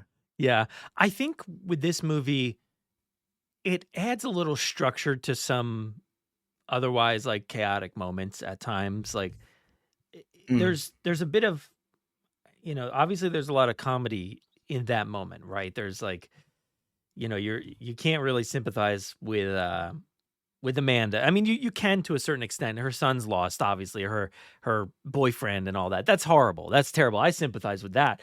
But you don't sympathize with the fact that she's out there in the jungle screaming her head off, and Paul's like being this idiot that doesn't know his left from his right, basically, and like, what? I don't know. What do we, he's just like a goofball. And I think with this score adding to it, it kind of puts some structure to it that makes it a little less comedic in that moment. So I kind of appreciate it for that alone. Yeah, true. It does make it less comedic. I like that it cuts out under the "what's a bad idea," like, and then comes back. Like, it's good. Sometimes when you put these things together, you're like, you can tell like where the edit points are going to be, and like stuff cuts out, and like that cuts out perfectly right there. I'm like, this is flawless. Like, I have done my job here. This is amazing. So yeah, it's great. But yeah, that worked there. And then we're going to move on to Frenzy Fuselage here, extended version from La La Land, and originally track 13. So the original score was kind of all over the place. It was jumping around a lot, I think, Yeah, that little bassoon thing, that's directly from Jurassic Park, like when Ian's sitting in the back of the Jeep. They used it in the very start of the movie too, which is, nice. Oh, yeah. So I meant to ask you that before, but we'll get to that in a minute, maybe. Some of the tonality of this movie also reminds me of like Lord of the Rings, which also wouldn't have released at this point either. Something about it. That feels very Back to the Future to me, straight up Alan Silvestri. Yes, it does. Absolutely. Yeah. Marty!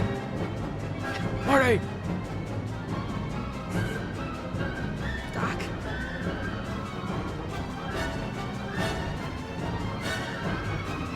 And this is another just track of chaos and bombast.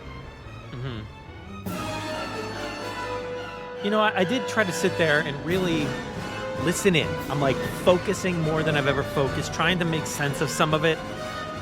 And I don't think you really can. Yeah, this is absolutely nuts. The Spinosaurus motif is flying around in there.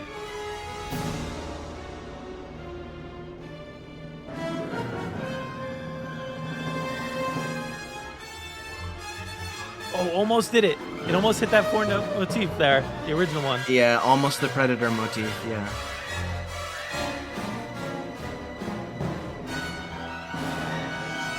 That bit feels like Randy Newman scoring to me, like Toy Story or something.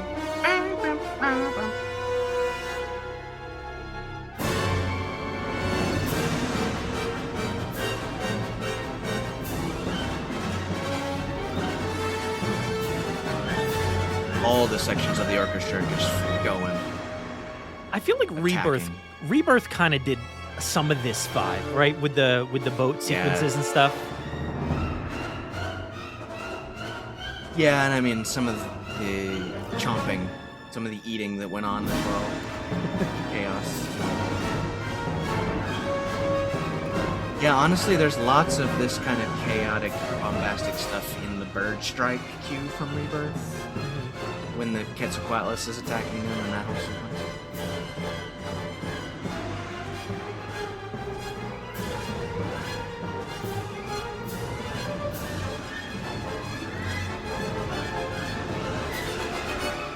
It's fun to listen to, man. Yeah, it's great. So much work, dude.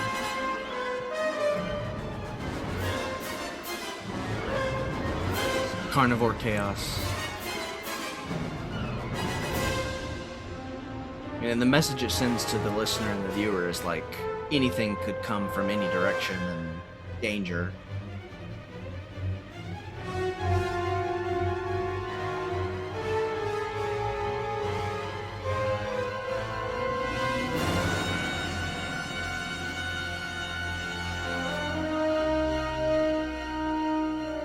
Nice ending.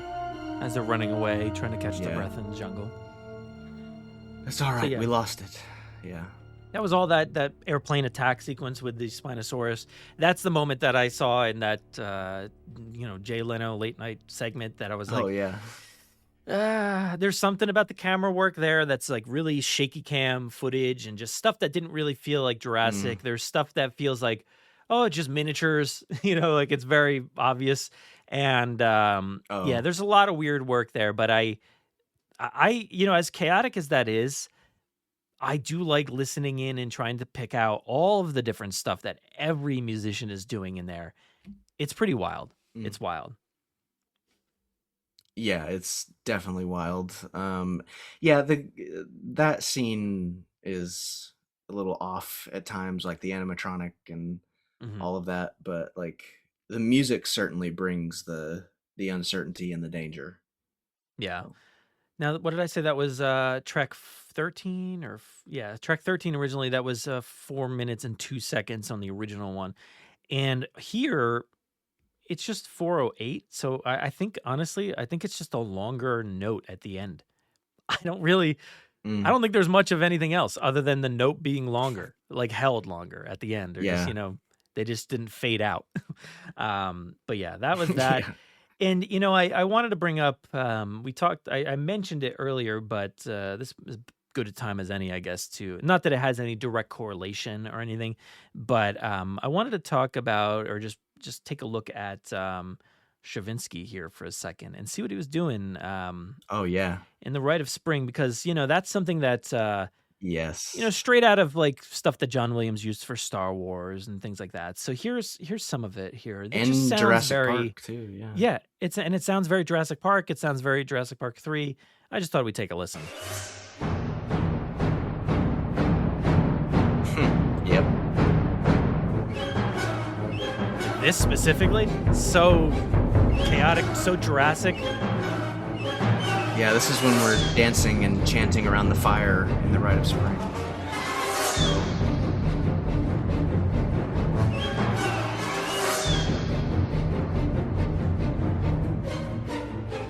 Stravinsky, he doesn't have anything on Don Davis, dude, with the chaoticness. It's chaotic, but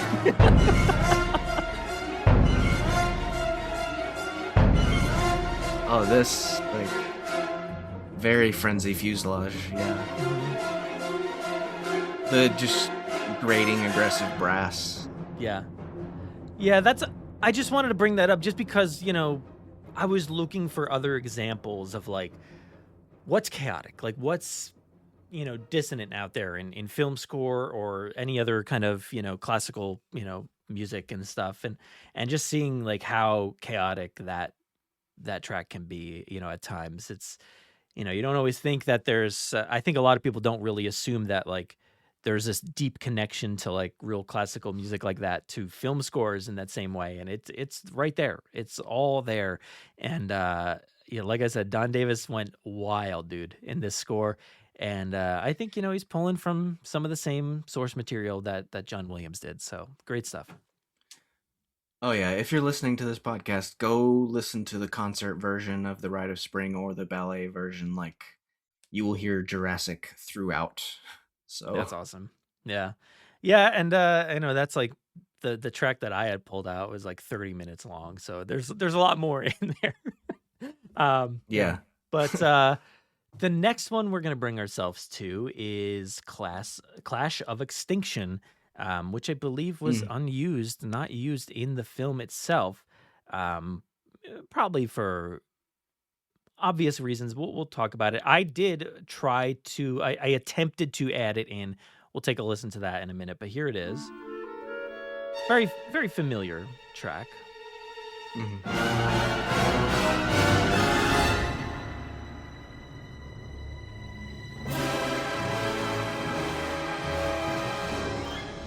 This was originally on the soundtrack album. Yeah, Predator motif.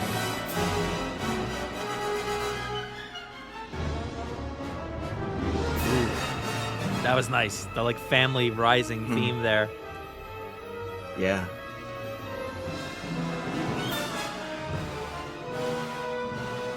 Four notes. That's so cool. Good brass. So this is supposed to be the Spino and T-Rex battling each other. Yeah. You can hear that battle up the score, the themes too, you know, in that way. It's pretty cool. Yeah, this would have been interesting in the film, because in the film it's just mostly silent. Yeah, completely in that moment.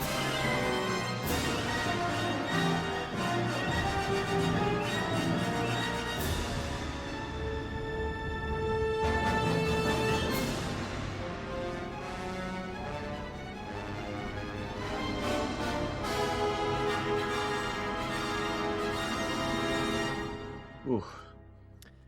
That's awesome. That is very cool. Some aggressive Star Wars-y fanfare brass there at the end. It's Yeah, interesting. yeah, very much so. And I just love the use of that four-note motif. Like, it sounds so good, just kind of echoing itself and just, you know, you can hear that back and forth of those two battling there. Now, here is that moment with an alternate opening, I guess. There's not really much different, I don't think, here, but...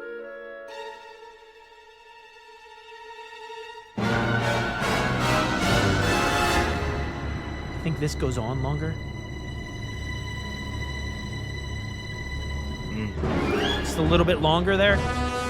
But yeah, it's just kind of like little things here and there that are added into these extended or alternate sequences. But I do have that moment. This is the moment from the film, the Clash of Extinction, where the Spino versus the Rex. And you can tell why they wouldn't have used it. Grant's moving back the plant. He sees the T-Rex. Nobody move a muscle.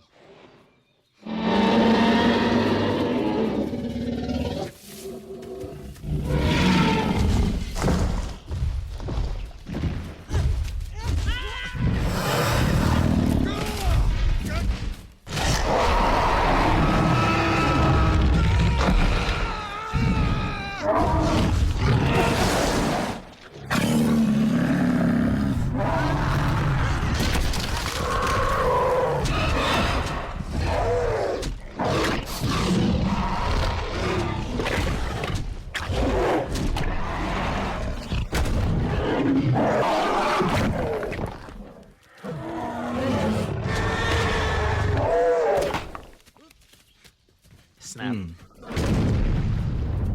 So yeah, it's kind of wall-to-wall sound, right? Like, there's really no room for anything else in there. Paul getting punched. So I can understand not using any score in that moment. But for the sake of doing things, this was an interesting one because it didn't exactly sync up in the same way that a lot of the other ones do. So bear with me. I don't know if this works or not in the way that was originally intended.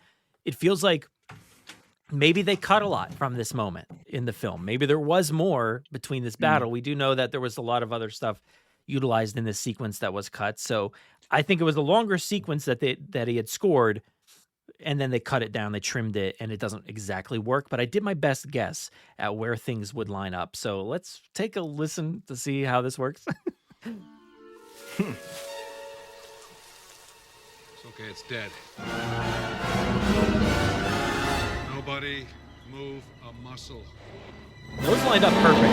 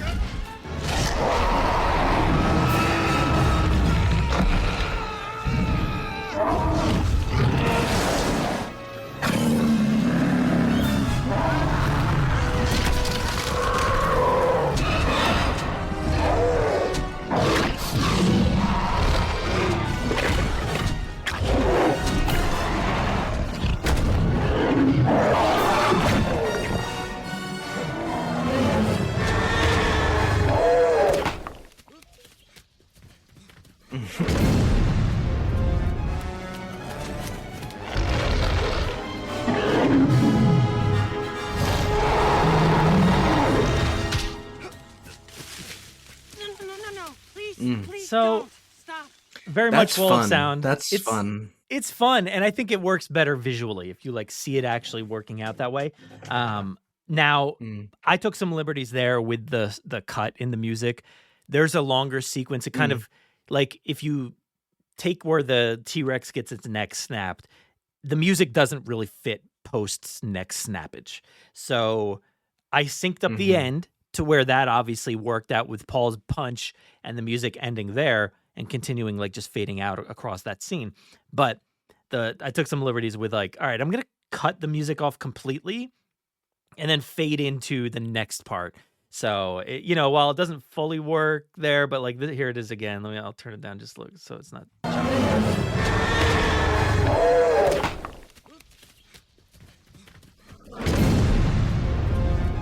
And as soon as the Rex crashes back down, like that's where the music came back in.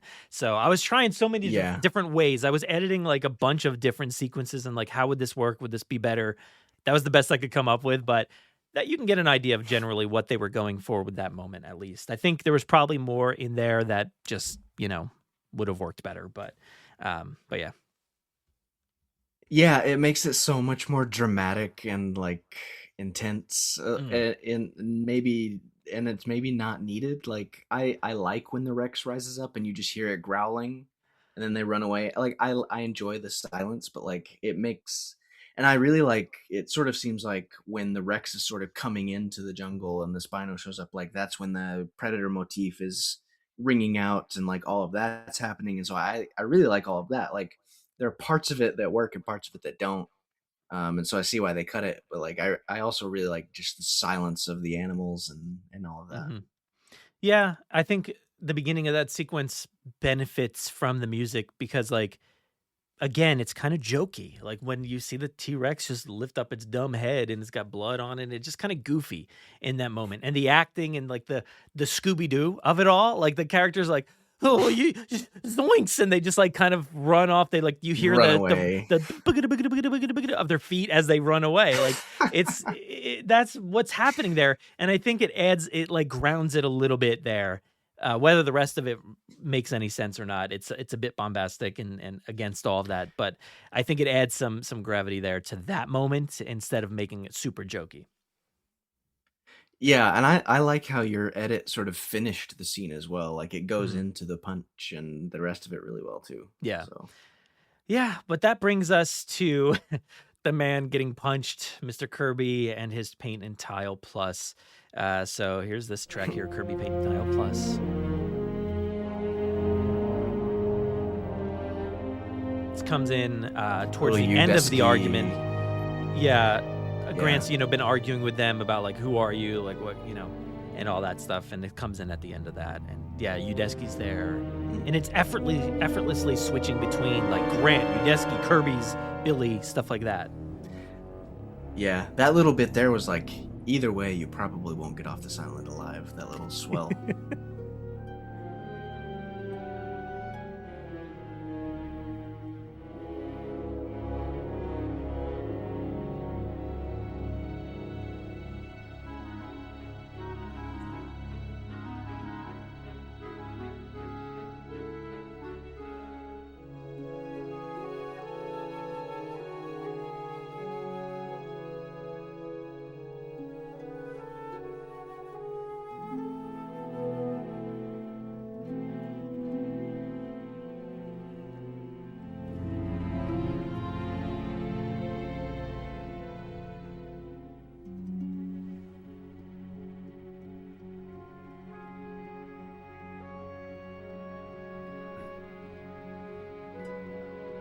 I love this version. Kirby family, yeah. So well done.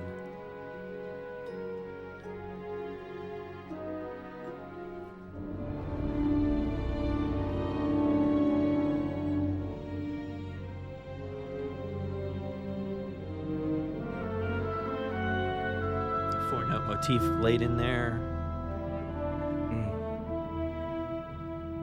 Adventure theme. It's a lot happening. Yeah.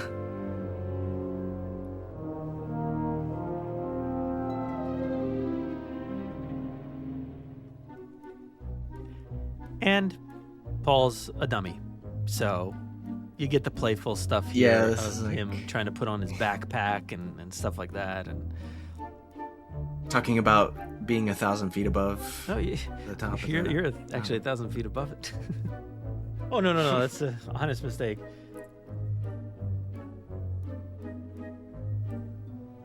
Yeah, this second half is actually not in the film. And guess what? We're going to take a listen.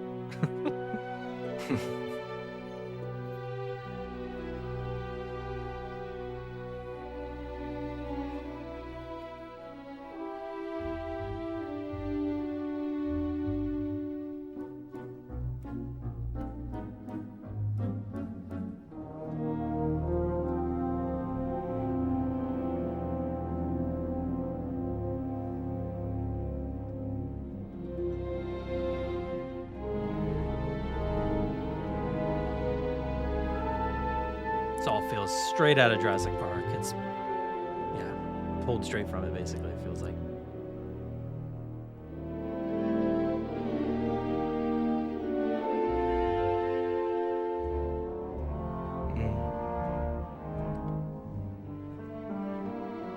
Love this. Great.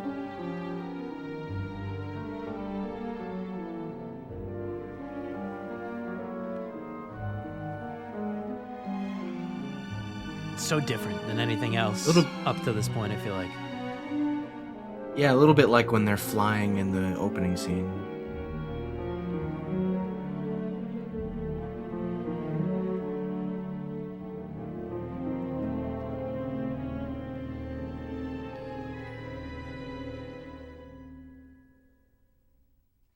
There you go. That's that Paul Kirby Paint and Tile Plus. But like I said, let's hear that moment without. So kind of more so the second half, we'll hear what it sounds like without the music. Fellas, hold on. I'll make this up to you. If you ever do a bathroom or a kitchen, you're not really a mercenary, are you? I never said I was. That's true. What are you? Oh, I'm like a booking agent. One of the guys got sick and couldn't come. Screw me. Here. Does he run a hardware store? Paint and tile, yeah. Huh. Never can tell about people. Never can tell, Is but that the truth? can you? Eric! Quiet. Will you stop that? Dr. Grant says this is very dangerous territory. Look, maybe we should split up or something. You know, we could cover twice as much ground. Dr. Grant says that's a bad idea. Dr. Grant says... Well, what's the good of hiring an expert if we're not going to use his advice? Yeah, except Dr. Grant isn't looking for Eric. He's looking for the coast. Okay, fine. Go ahead and scream. And then when that tricycloplot attacks you, don't come crying to me. Don't worry about that. What? Nothing. What did you say? Never mind. What did you say? God, Paul, just... If we split up, I'm going with you guys. So music comes in there from the next track, but here it is with some fellas, music. Hold on. I'll make this up to you. If you ever do a bathroom or a kitchen, you're not really a mercenary, are you? I never said I was. That's true. What are you? Oh, I'm like a booking agent. One of the guys got sick and couldn't come. Screw me. Here. Does he run a hardware store? Paint and tile, yeah. Huh. Never can tell about people, can you? Ain't that the truth? Eric! Quiet. Will you stop that? Dr. Grant says this is very dangerous territory. Look, maybe we should split up or something. You know, we could cover twice as much ground. Dr. Grant says that's a bad idea. Dr. Grant says that... Well, what's the good of hiring an expert if we're not going to use his advice? Yeah, except Dr. Grant isn't looking for Eric. He's looking for the coast. Okay, fine. Go ahead and scream. And then when that tricycloplot attacks you, don't come crying to me. Don't worry about that. What? Nothing. What did you say? Never mind. What did you say? God, Paul, just... If we split up, I'm going with you guys. There it is. So doesn't really add a lot there. I think I'm fine without that being in the film.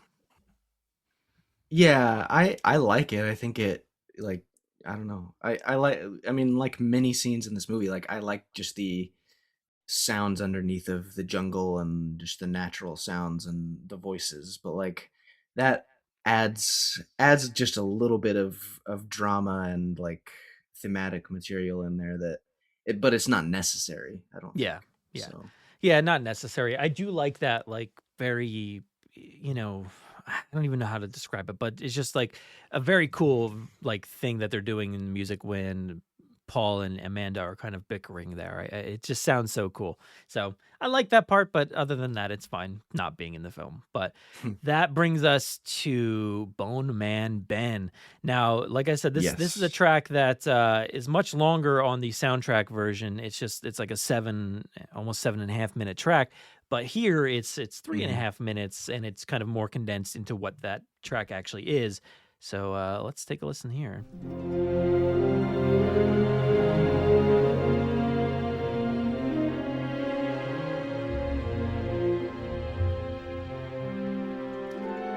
This picks up as soon as we see that parachute. So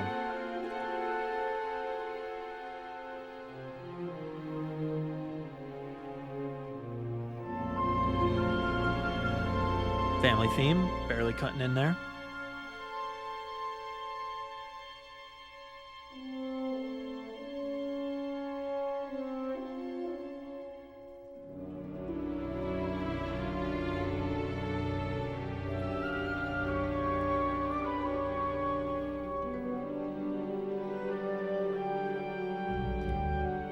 I think this is where, I don't remember if this is the original Bone Man Ben, kind of cuts in around somewhere around here. Sort of sad, mysterious stuff when they're seeing like the found footage, basically. Yeah, it's So- all very like melodramatic and very sappy and sad, and it works well. mysterious missing person type music. How did they not see him, by the way? Where were his bones so hidden that they could not find him? Oh. I mean, that's a further discussion about what got him and how it twisted a parachute and all that. Compies. Can you fly this, Billy?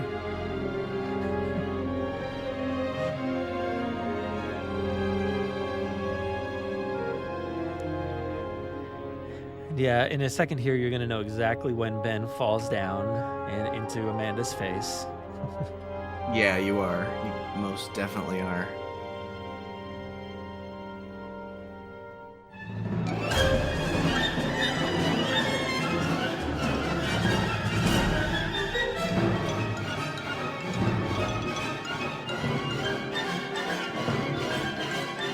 Kind of old-timey. I don't know, something like old Hollywood feel to that score.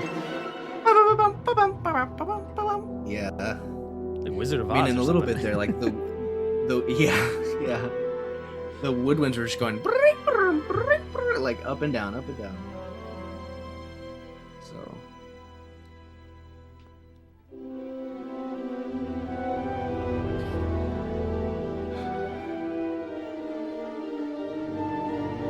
Paul's sort of reassuring Amanda. Yeah. And you can tell as soon as they start to talk about Eric, like when the family theme comes in.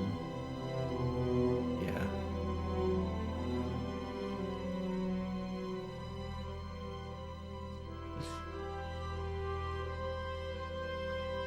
There it is.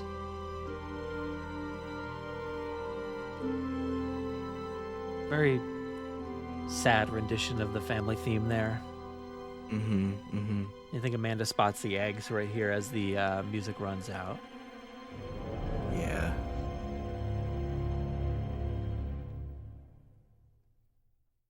Yeah, there you go.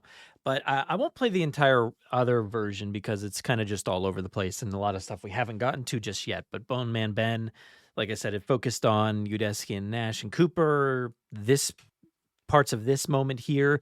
Another one for Reaching for Glory, Party Crasher, Raptor Harassment. So it kind of jumps all over the place, but go listen to that on your own time if you want to. But that's a great track. And I think one that we're all familiar with because we've had this one for, 20 something years before we got these new versions. But yeah, that's a nice, it's a nice track, somber, touching on the human element of the family and how upsetting it actually really is and all that. And we get to see Paul really come into his own a little bit here. So I appreciate that. So that was nice. Mm-hmm. Yeah, there's some good. The Kirby theme is just written really well and works for those types of thematic things in the story. So Yeah. it's great. It blends so nicely with everything else going on here. I know I've said it a lot that like Don Davis is doing a lot, and that pertains to his bombastic stuff that is just so chaotic, so much happening. But there's also so much happening when it's quiet and sad, and there's a lot of switching, to let's focus on Udesky for a second. Let's focus on Grant for a second. Here's the Kirby theme. So there's like all this stuff there. He's doing a lot, and I appreciate it. It's very, very good stuff here. But that brings us to raptor eggs. Mm.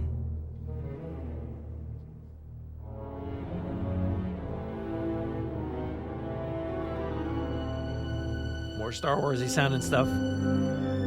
Mm-hmm. So Star Warsy.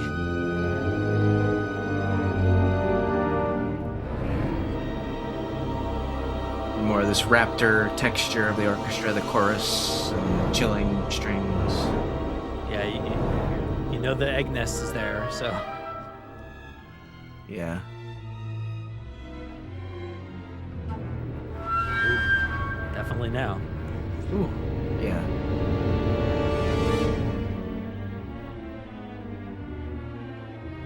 Now we So don't much know of- where Billy is. It's like the other car. It sounds so much like the falling It car in the is. T-Rex chase too, But a slower version, I think. Yeah, totally. Yeah. Where's Billy?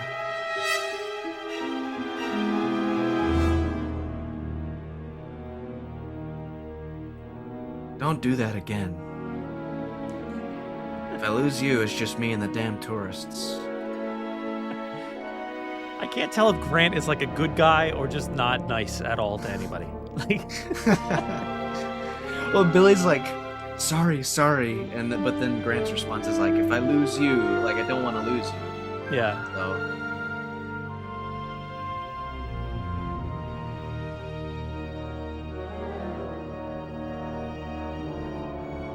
They do spot the other a little lab bit at of some point. Isla Sorna, yeah, a little bit of Isla Sorna sailing situation there. Bum, bum, bum, bum, bum.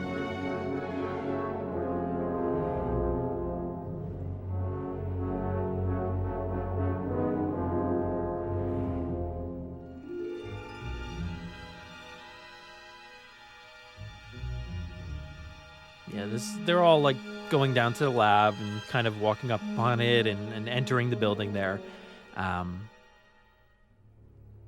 Ooh, scary. Spotting the lab a little bit.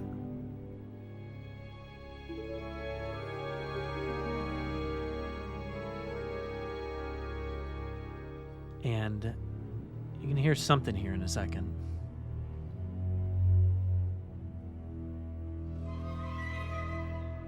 Something quickly ran past the lab in the back window. In the background, yeah. It is haunting, like seeing that run by as a shadow. It's very cool. I love that moment. And the little musical hit, there makes it work. Yeah, very quite like well. trilly flute kind of stuff. Or Shrieking, something, so, yeah, shrieking raptor a little bit. Yeah, it's So- awesome. A lot of this, I know I've been talking about Star Wars a lot. It does remind me of this. This is the Imperial Attack. So I'm going to play this just to hear what it sounds like around this moment here. It's giving me, like, I was thinking, what does it remind me? It reminds me of, like, Vader coming in or something. Like,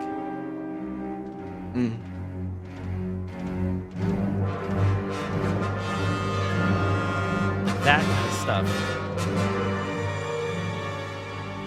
Again, like this also sounds like, like a Stravinsky or a Tchaikovsky kind of stuff too. So it's all backdating to those like influences, I feel like. So definitely giving me vibes of stuff like that too. So I mean, you could put that little section in Jurassic Park 3 and it might work pretty well. So yeah, I'm sure it would. Yeah. This brings us to quintessential Jurassic music. And this is the Raptor Room. Mm-hmm. Track 4 on the original. Got the little raptor flute there. The amount of air being pushed through. Yeah. Yeah, and this chorus is like pretty much exactly the same as when we're hatching a raptor in Jurassic Park. Yeah, this starts basically as soon as they walk down into that like genetics lab area. Yeah. I love whenever you get that, like the creation lab, like the feeling of being in there. It's so angelic. I mean, yeah, it's the whole playing God Yeah. idea, very sort of heavenly, ethereal forces.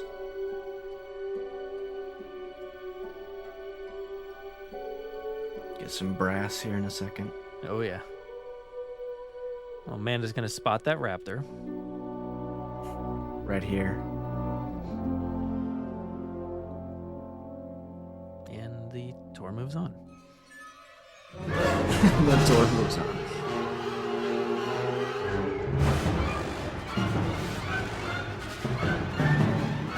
Chaos is back.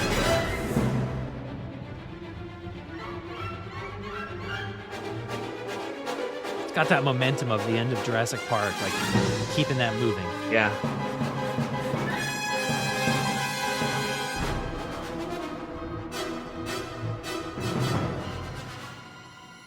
Ooh, that was nice.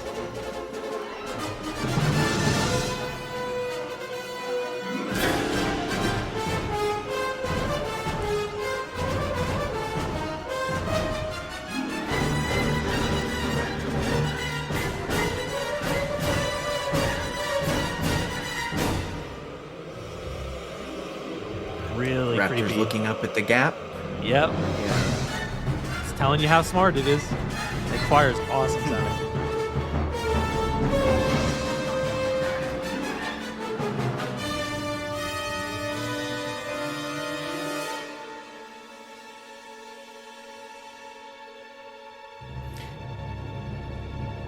It's calling for help. That is great. That the choral moments here are very it's slim. There's not a ton, but when they are there, it's really impactful. And that was so creepy. Absolutely. sounding. And just telling you like this thing is communicating, it's understanding, it's knowing what's going on. I love that. That whole track is awesome. So it's like I said, quintessential Jurassic, and I feel like it wouldn't be Jurassic without that kind of vibe. I mean, I know Rebirth didn't really do a whole lot with raptors, but like, raptors, that's where it's at, man. It feels right. Totally, and you need that ominous music with them, for sure. Mm-hmm. Not so much ominous here, but we've got the raptor repartee here. And this one, love this track as well. It's so good. Mm-hmm. Originally track 5. Pacing is so good.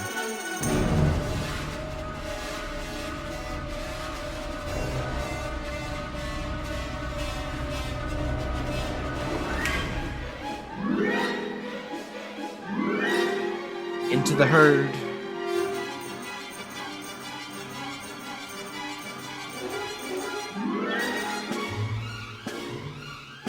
It's a little like rodeo-ish, roundup-ish. Yeah. So much percussion happening too. Yeah.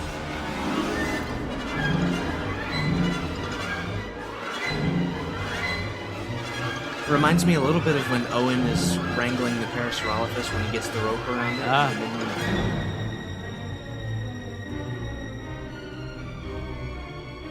Again with that falling car and T-Rex chase there. Yeah, yeah.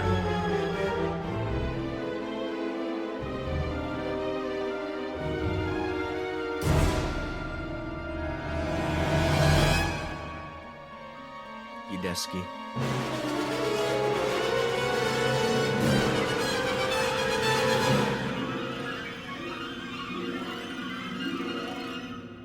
That's very compy like music there. Mhm.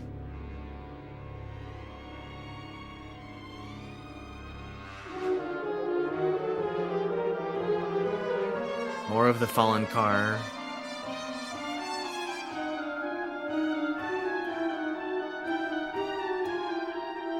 Love the variations on it. It's so cool. Yeah.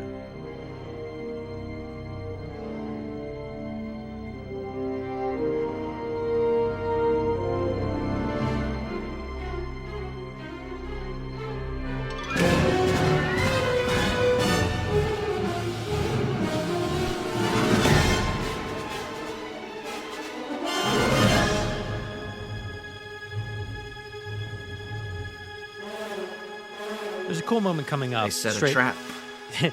Yeah, this moment I like here comes straight out of like the incident at Isla Nublar, like from the beginning of Jurassic Park.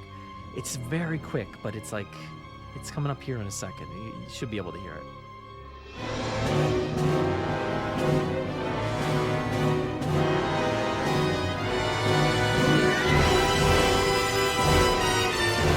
Like right there. Udesky dies. Oh yeah, I mean when the brass, when the brass swells and when the raptor is trying to break out of its little box. Exactly. Yeah, totally. It's a wonderful callback. Yeah.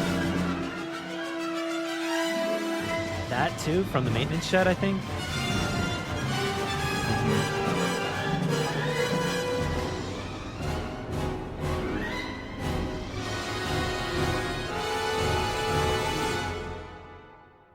Yeah, that's a fantastic track. A lot happening, but yeah, this is so incident at Isla Nublar. Like it's got that one little moment that we just mentioned there, and that comes in at it's about a minute and a half or so into that song. Let's just hear like real quick here.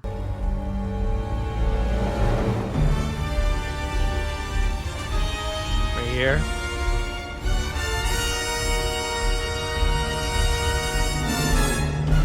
So if we go back to that other one, you can hear it in this, it's like 2:45 or so, right around here.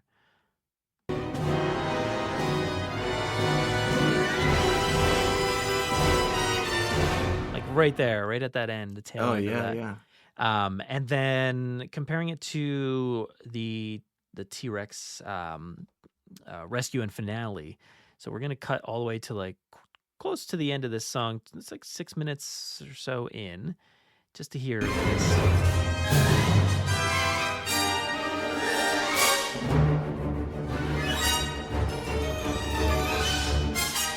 So I think it's like that. Like there's one there, and then also here, I couldn't tell. I'm like, what is it? Is it trying to replicate one of these moments?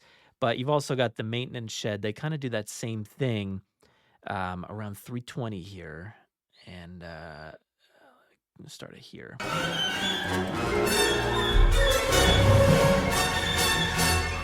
Somewhere here. Like right there, there's that do do dun dun dun bum bum. Now, if we go back to the Raptor repartee, we go to I think it's 3:04. That's where this moment pops off here.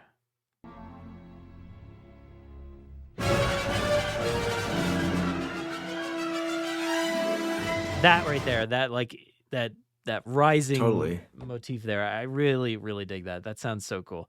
Yeah, but yeah, it's a great track, and I love the beginning of it. It honestly reminds me a lot of the podcast itself. Let me see if I can bring that up since we're here.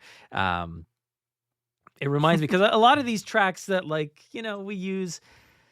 I use different audio cues and things from time to time, and one of them that I used so much was from the news segment, and something about this just sounded like the news to me, and I'm like, which one? Because that's what I do. I'm like, what does this sound like it could be used for when trying to come up with little clips and things?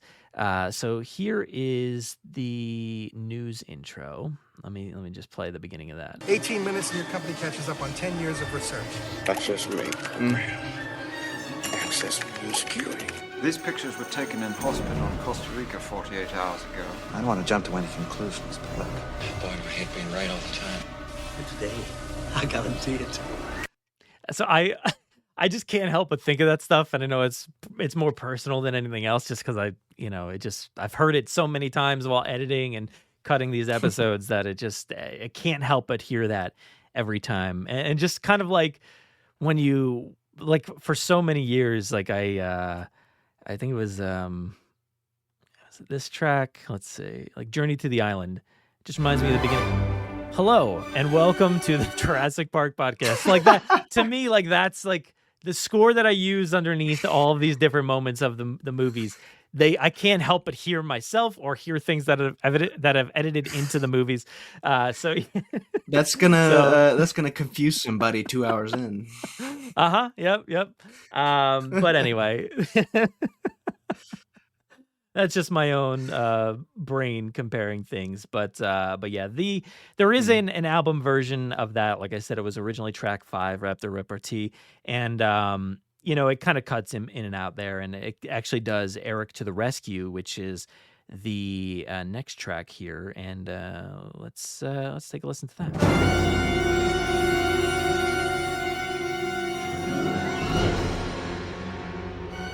This one is so dramatic. Yes, those high strings descending.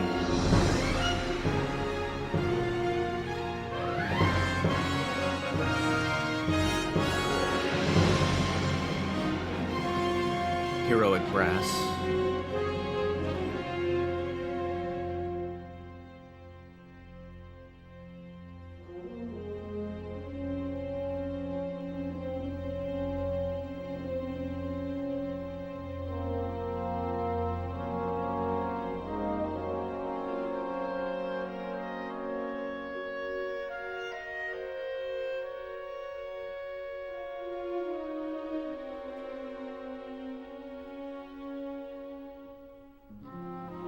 This is right where Eric learns that his parents are there together. Whether that's good or not for him, he's not sure. But you can tell what's happening in a movie based off of all these themes that pop up. And also, very that, good. Yeah. Clarinet oboe rendition of the Kirby theme. And you also know that Eric realizes it's Alan Grant, because then you get this. Then you get that. You're Alan Grant. But they didn't want to linger too long because you don't really need a theme behind Grant eating beans. So it's just not very necessary.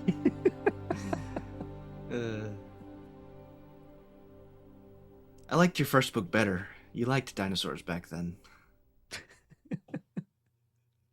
So there's not really a lot of there's not really music or anything while Alan and Eric are chatting in the water truck until we hear like a little flurry of dinosaurs, I believe. But yeah, so this next track is gonna be Tree People.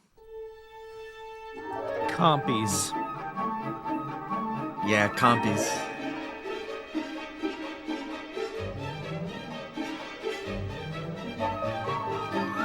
Sort of, kind of fantastical, squeaky, less malicious compy music.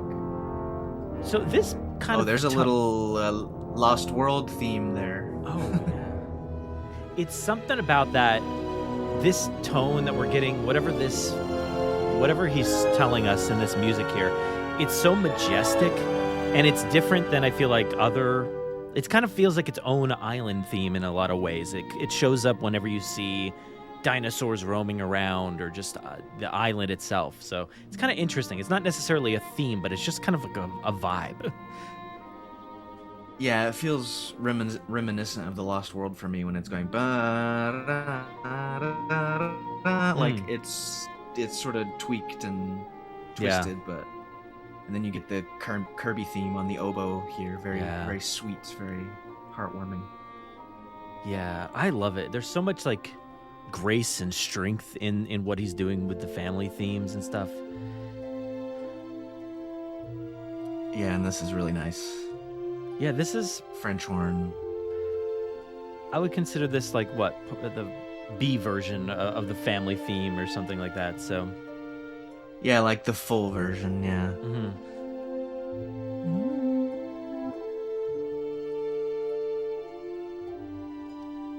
It's sounding something that, like, as a theme, it doesn't necessarily feel like something you might hear in a Jurassic movie. It's more of like it's a family drama, like, yeah, story type of theme. yeah. And so it It ties reminds me to of the Kirby's really it, well.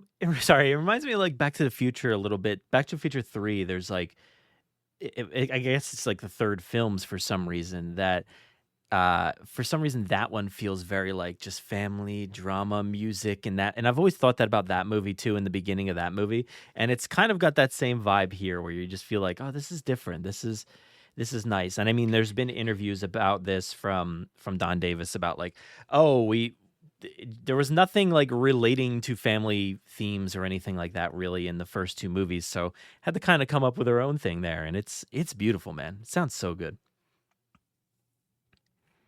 Yeah, there's that theme in the third Back to the Future that's like Exactly. like Yeah. it's very very sweet, and like it's about Doc and his love and like that whole Yeah. thing. And And it sounds so and different than on anything the else. oh yeah, and on the like some of the conversations and interviews about this theme, like Don Davis sort of describes it as like a theme to go with the stitching up of the Kirby's relationship, or and he says things like that. So like it makes you feel like you're sort of mending and coming together as a family. Like it's really good. Yeah, you drive 5 miles per hour under the speed limit, Paul. It wasn't totaled. I just said that so that we could get the SUV. Yeah, it's so sweet and so nice to have like a new theme, in throughout this movie, and it's been subtly building and building and building. And I think that was like the first time that we heard that like second half or of the family theme there, the B theme part of it or whatever you want to call it. I think that was the first time we heard it for real in the score, and it'll come in big time in a minute here, but yeah, we transition, out of Eric opening the water truck hatch there, and then you get sounds of jungle for a few as people are emerging out of their, tree. Were they in the trees at that point? I feel like, yeah, I think so. And Yeah, tree people. Yeah. tree people, yeah, makes sense. So yeah, there's a little bit of emerging there with jungle sounds and stuff like that, and eventually we do come across what I think is probably just one of the best cues in this entire thing, and that is Nash calling.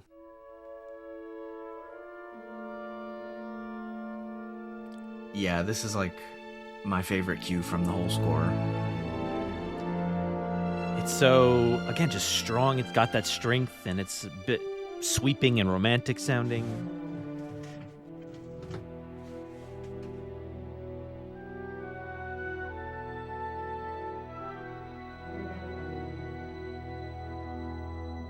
Yeah, this track starts as Alan like spots the boat, and continues as they're talking about getting to the coast and all that.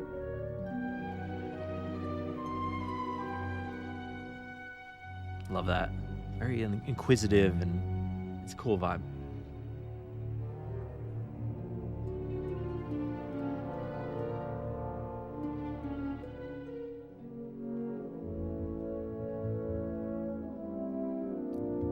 More of that brass forward trombones and stuff that's been throughout this score as we've gone through it.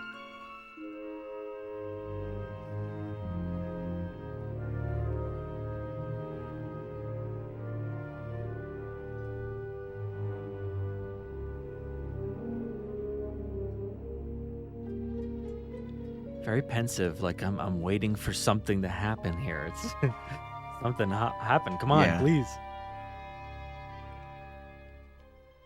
Uh-oh. And then we get... Do you hear that?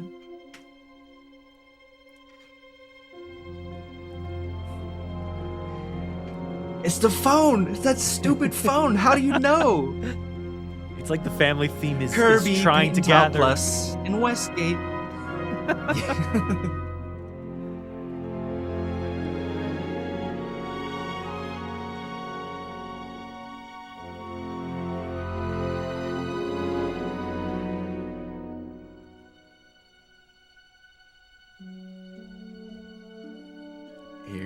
Here it comes. Here we go. It's kind of got that B theme first, which is interesting. It, like, getting into it. Full thing just sweeping. Strings are playing the theme, the horn is above it, just sort of accenting it. And the trumpet here. So good. And in my opinion, the ringtone of the phone and the family theme are similar to each other. Like rhythmically, and the family theme is ba da da da da da da da, like, and the phone is ba da da da da da da. Like they're related to each other a little bit.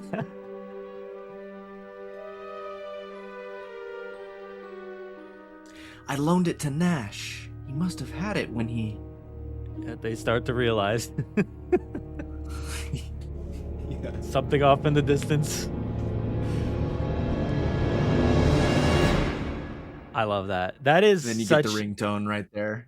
It is, yeah, it is such a great track, and finally getting that, the full statement of that theme is so rewarding, I think, because it's been building and building, and then you finally get to hear the entire thing and the drama of it as it's building to them, even in that track itself, and then getting them all hugging together. It's just so rewarding, and yeah, the score does all the work there. Yeah, it's such a release of all of their worry and stress, and they're like shouting for each other, and they embrace. It's just a perfect underscore. So yeah. So you had mentioned the ringtone. We gotta play it. I mean, look, it's musical, right? Yes. Kirby Paint Out Plus in Westgate. Well, whose job was it to really come up with that, like the theme song for it?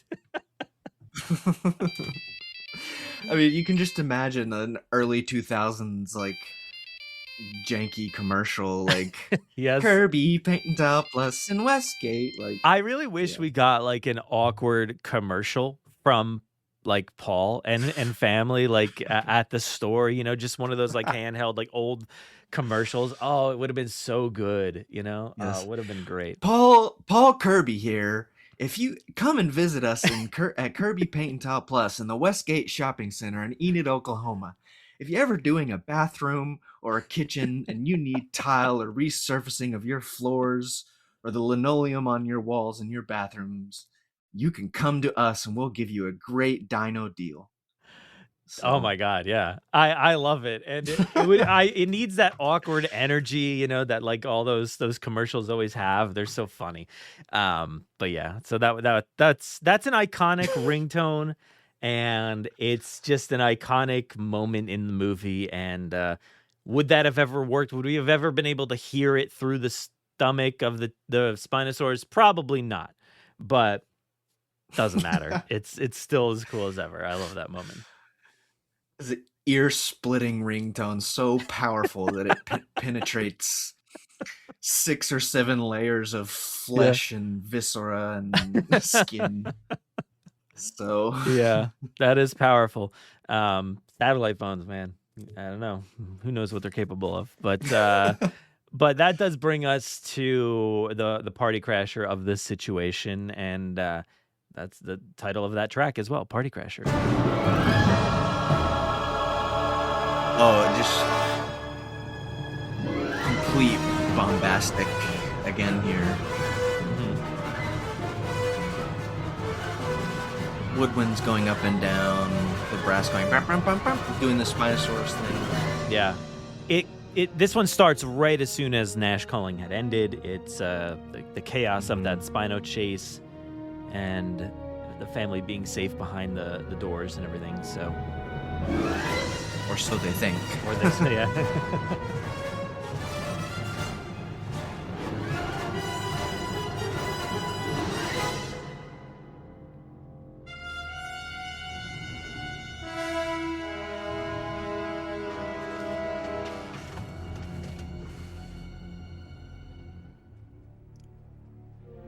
One of the only times in the Jurassic franchise when you see a gigantic carnivore just break through an electric fence that's not on.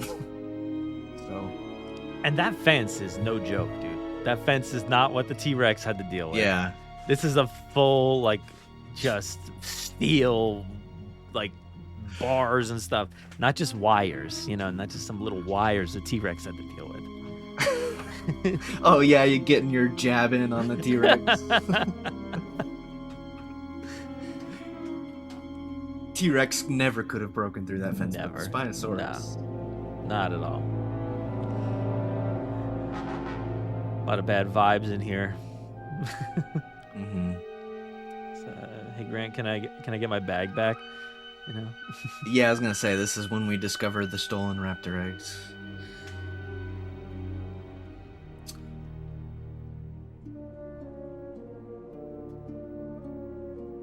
As far as I'm concerned, you're no better than the people that built this place. This whole scene is so weird. Like, Billy's got this awkward energy, like, where he's becoming like a villain. He's trying to play it that way. And Grant is just like, I'm going to be as just brutal as I can to you right now. Mm-hmm.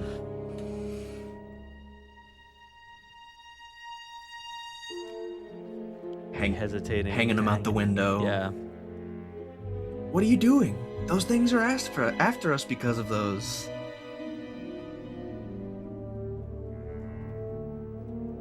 If I lose these eggs, they'll still be after us.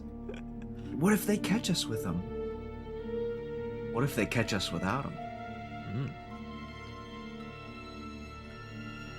And the pace picks up here as they start to descend like into the bird cage.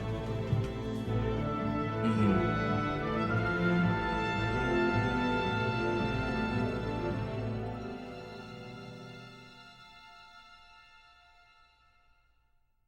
Yeah.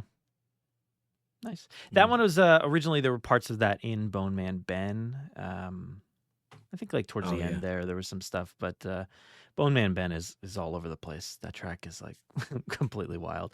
The original one, at least, from the original score. But that brings us to Pteranodon Habitat. And this was originally track 7 on the original score.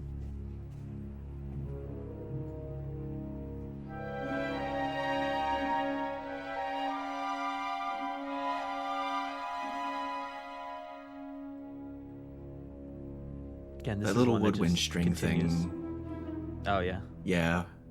It pops up throughout the score, and it's really, really good. Just very mysterious, this thing. Yes.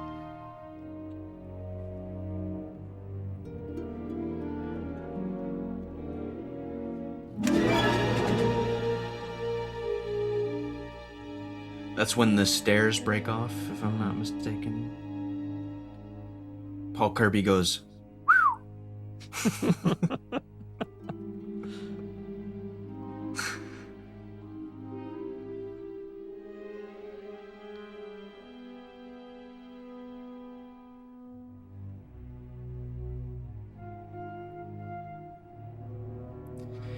this music is just very atmospheric, environmental, like it just solidifies the murky, foggy, spooky environment that they're walking through.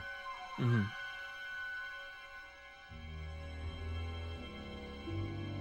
Ooh. Kind of touching on that 4-note motif, but like going farther, that sounded like. Mm-hmm. It's not, I wouldn't say that this track necessarily does much different as it's establishing like a new well, not a new species, but like a new attack sequence and species for the franchise in that way. Doesn't really do a lot different. It's just very mysterious. Little family theme there. Yep. I think Amanda's talking to Eric. It's okay if I'm not with you for the next 2 minutes or whatever. Yeah. But after this part, there's a bit of inconsistency. The track seems to be, I think in the film, like an alternate take. You hear those? Do do do do. Those aren't in the movie. Those notes, but the underneath it is the dun dun dun dun dun. Kind of fades in and out. It's weird at that part.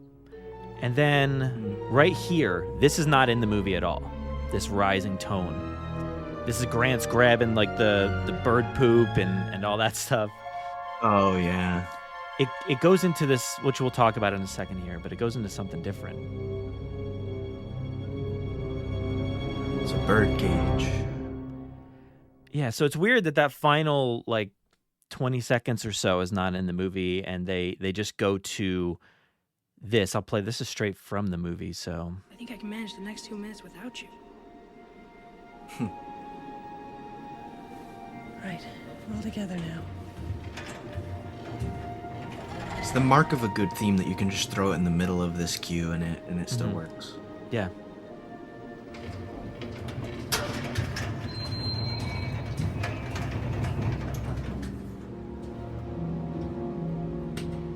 That's where that doo doo doo, like that's where that happens, and it's not happening here. Okay, Eric. Okay. Come on, honey. That part's happening, but then it changes coming up here, and we get the timpanis. Oh yeah.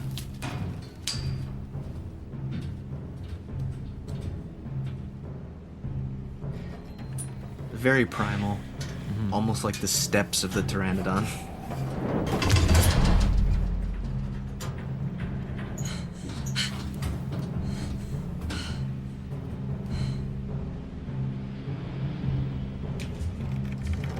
Mom?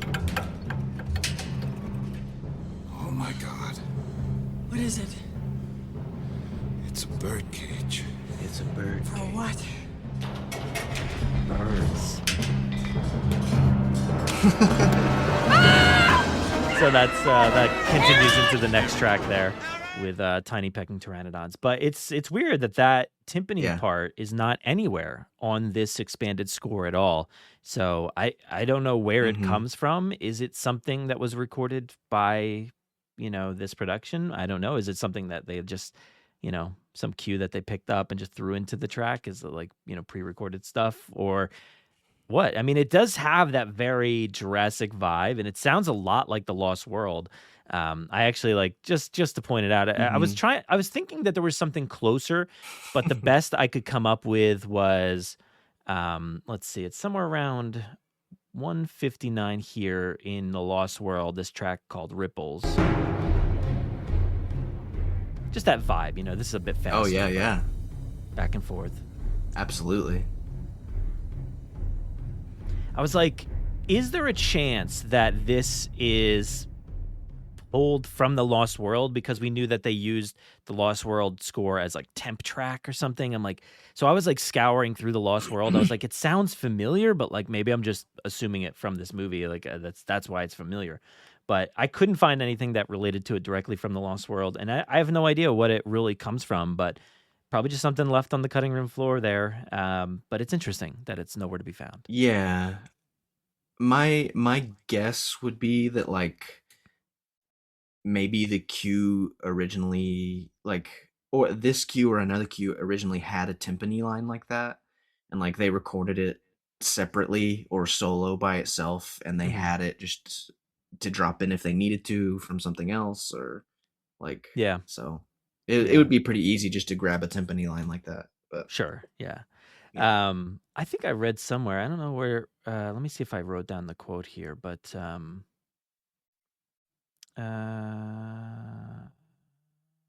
I don't know. Maybe I'll find it later. But I think I read that they had like 2 sets of timpanis, like 5-piece timpanis. So that's pretty cool. Oh yeah, hell But yeah, yeah, all the but timpanis. I'll get them all out there. But yeah, that's awesome. I love a good timpani. To me, it's like quintessential, like a dinosaur's kind of creeping up on you, and it's awesome. Not even creeping up; it's just like stampeding in, basically. But in this case, it's Yeah. much more pensive, and you're not really sure what's around that corner through the fog. So yeah, perfect use. Yeah, it's almost like a heartbeat a little bit too. So Yeah, yeah. But that does bring us to Tiny Pecking Pteranodons, and we have the film version here, and there is like the previous album version, which is a little bit different, but maybe we'll take a listen in a second. Here's the film version.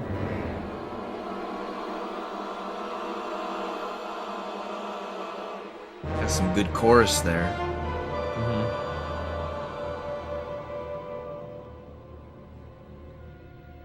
But this is not even in the movie, this part. This doesn't start, Right, yeah. It doesn't get into the film until 28 seconds in, which is right about here. Right there. Yeah. Eric's being dragged away.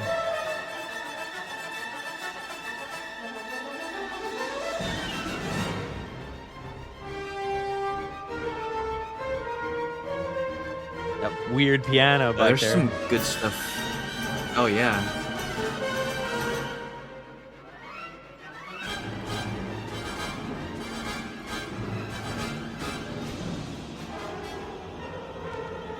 Just squawking all over the place like the pteranodons. Oh, here comes some great stuff for Billy. Billy, no! Billy, don't!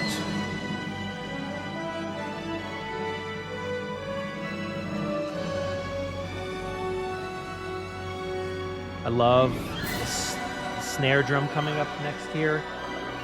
It's very cool. Yeah, that chorus hit right there when he takes off with the sail. Yeah, snare drum is so killer though. I love that. It's so soft yet precise. It's very cool. When it gets, I mean, it makes it engaging and suspenseful. Yeah, because it's just hitting in a very measured way.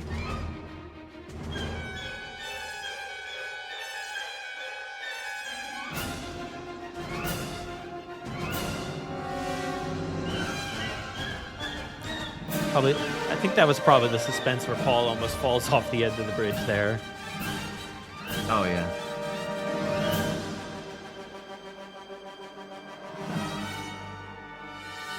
Or maybe that was it. I don't know.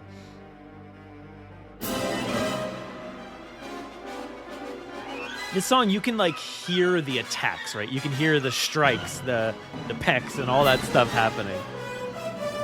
Oh yeah.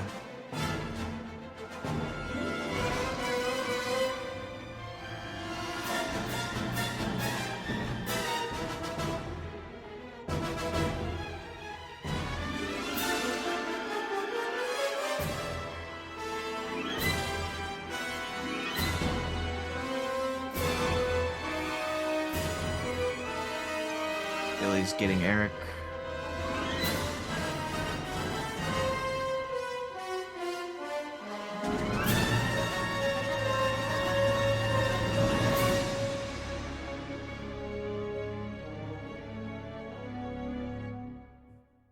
Just abruptly, just done. Because I'm sure it probably Phase goes out. right into the next thing. But yeah, it's interesting. And like I was saying before, Don's not necessarily doing anything overtly different with the pteranodons, and that's kind of surprising just because like usually when you hear like they did his own little Spinosaurus rendition kind of thing, and then the velociraptors, you always know like what the velociraptors are going to sound like, and like compies, for instance. You can always tell when like a compy's around. But I thought there'd be a little bit more something here with the pteranodons, but no, it's just much more like bombastic again. But there's some bits in there like that snare drum parts and all the attacks that you can tell, but nothing necessarily that shouts like pteranodons to me. Yeah, it's like it's bombastic and squawking like they are, but it's also just like heart pounding suspense. That scene is just all over the place, as is the music. So Yeah, I was thinking about it when I was rewatching it. I'm like, is this our first like real, I don't know, like real like I don't know how to like vocalize it, but like usually in the franchise everything's pretty grounded. Grant goes off the edge of the paddock, holding onto the rope. That's like as crazy as things get in the first movie. Second movie, like the RV kind of falls off the cliff and they're holding on again to this single rope. But this movie's like, all right, we're going to be jumping on cliff tops and tiny pteranodons are going to be attacking and one dude's going to fly off and jump. So this is, I feel like, one of our first major like action sequences that feels a bit different than the other movies. Does that feel accurate to you, or is there something else that I'm missing?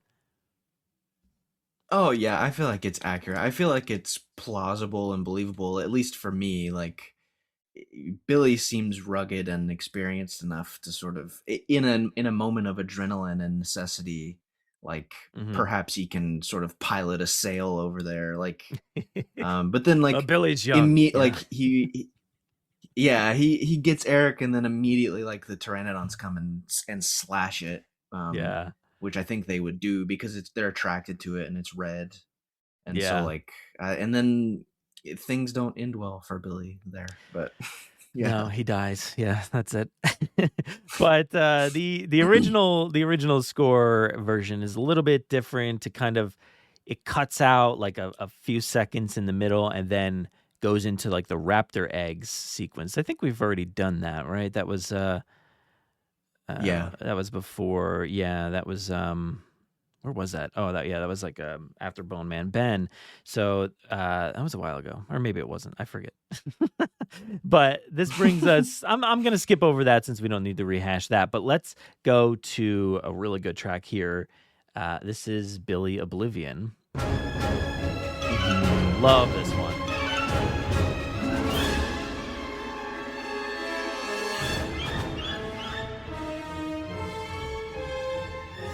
Those thumping impacts from the beginning make it like instantly identifiable, like you know what this is. Oh yeah. Very Lost World sounding. Yeah. This is like San Diego sequence a little bit here. Yeah. I love the striking of like the mallet, marimba, whatever that is. Like over and over again. Yeah.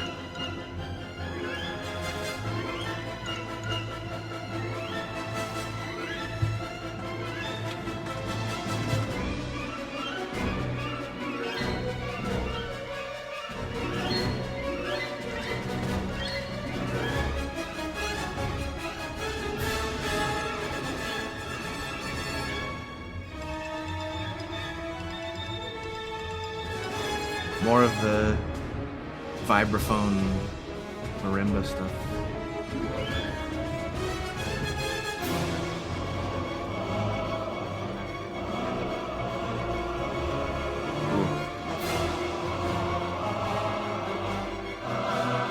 It starts to get like really horror sounding, which I love. Billy, when Billy gets attacked and stuff. I think that's around here. Yeah.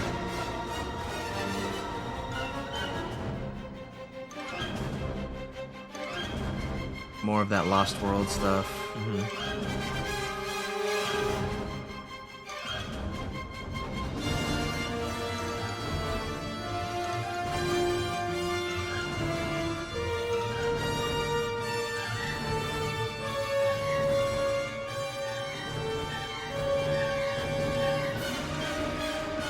Oh, so horrific. Smash there, I think, down into the water. Yeah, I love when the music hits, when the pteranodon like turns around and looks at them.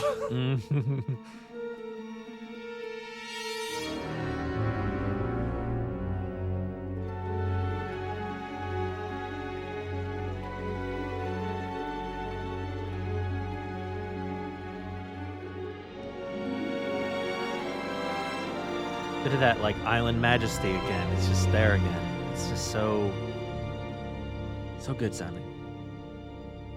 Yeah, that's when they reach the boat. Mhm. So Yeah, so that has that Lost World vibe, and I did pick it up here just to compare for comparison's sake, of course.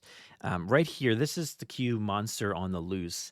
This does happen like a handful of times throughout the Lost World, but I just picked this track right here. So.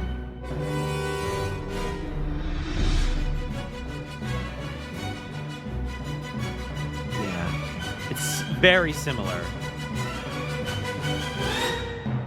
So the structure's slightly different, right? But it's still that same like keeping up that pace, that dun dun dun and bum bum bam, like it just really. And then on top of that, you've got the in the other track, you've got the dun dun dun, like which I really like, the bell sets or whatever. That frantic. Yeah. That frantic pacing there of the dun, dun, dun, dun, dun, dun, dun, dun, just continuing to move the action along. Very similar stuff. So I think Don Davis is like, I'm starting to like come around to the fact that, man, he was utilizing stuff maybe better than everybody so far. Is it possible that Don Davis is better at utilizing like kind of all facets of what John Williams was doing? I think it's possible. Instead of just being like, oh, we're only going to do Jurassic Park themes, we're going to do all kinds of stuff that sounds familiar, and you're going to love it. Yeah, I think everybody's inspired by the themes, and I think Don Davis was inspired a little bit more by the textures and sort of the just motivic things to describe certain emotions, like that Lost World thing that we were just talking about. That's just a very uncertain, like suspenseful thing, and just the orchestration is the same, and so yeah, I think you're onto something. Yeah, Oh. I think if you can not necessarily copy every theme per se, but copy the vibes and copy like what you're feeling and how like it's all these sounds are related to each other. Like you can't not listen to those things and be like, wow, they are related. They're not identical, but they're very similar, and they're speaking the same kind of vibe. Because Monster on the Loose, that's another one with the fast pace, and you're trying to accomplish something, and same thing here. So You accomplish something as fast as you could, and now you're selling it. Slapped it on a plastic box, and you're selling it. So that brings us to like that boat sequence, and there's no music on the boat as Paul and Amanda are talking, and then no music as Alan and Eric are talking as well. But yeah, it does come in though later on. But here we go to Brachiosaurus on the bank. So let's take a listen here.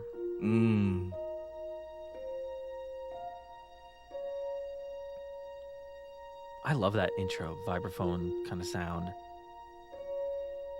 Yeah, It's lovely. there's some harp layered in there. That whole part sounds much more like Jurassic World to me than anything else, which is interesting. Now this stuff is not even in the movie. This comes in, I think, about halfway through.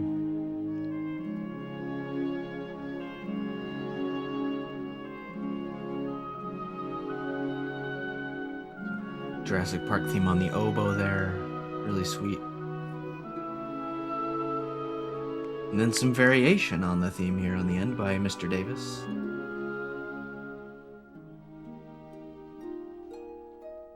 Here we go with the harp and the classic Jurassic. You know what, Dr. Grant?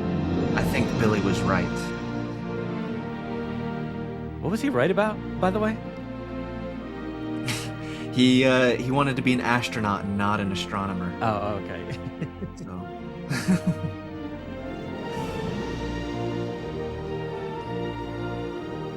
Very majestic take on the Jurassic theme here. Yeah. You know what's a shame, though? Is the Brachiosaurus is a part of this scene.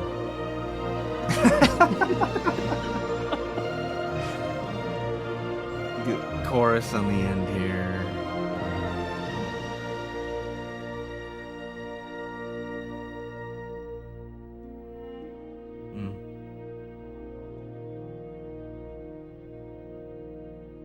Just nice little fade out there. Yeah. Sailing on down the Jurassic River. So that brings us to Reaching for Glory. So this originally parts of this were in Bone Man Ben. There's Bone Man Ben again, just constantly coming up. It comes in about 10 seconds or so into the track in the film.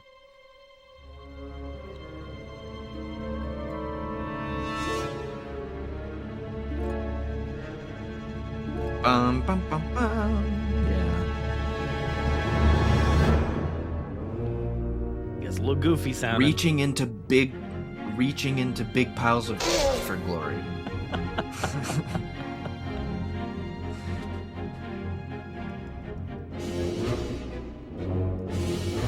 Yeah, and the brass here is great. The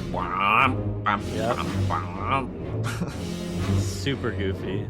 Very cartoony and comical. Yeah.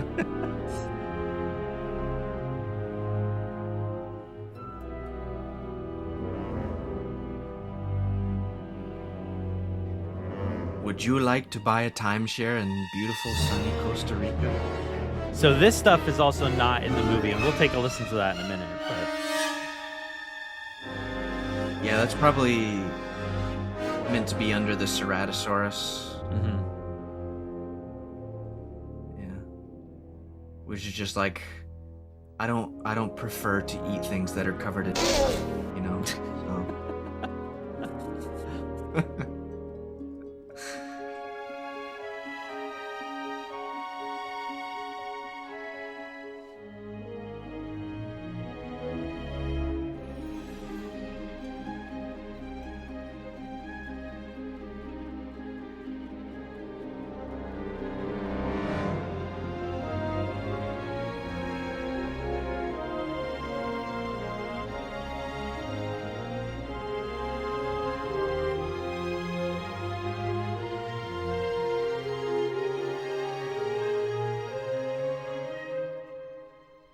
Stops here for a phone call, you could say.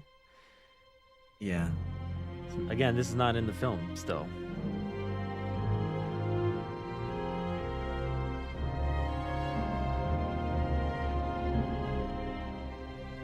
Yeah, it's sort of hinting at the Kirby theme a little bit through there.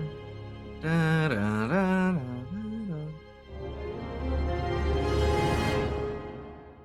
Big ending. But yeah, that swell. whole second part's not there. But let's take a listen to what this moment sounds like in the film so you can get an idea of what it is, and then we'll listen to it with the music in the movie. Timeshare. Oh, Guadalajara. Look out!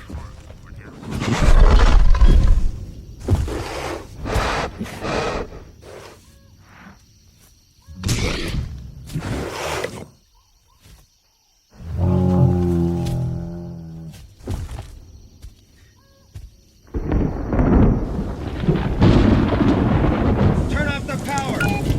You've got use for maybe one call. Whatever you do, don't call the U.S. Embassy. They won't do a damn thing. Hey guys! Come here! Look at this!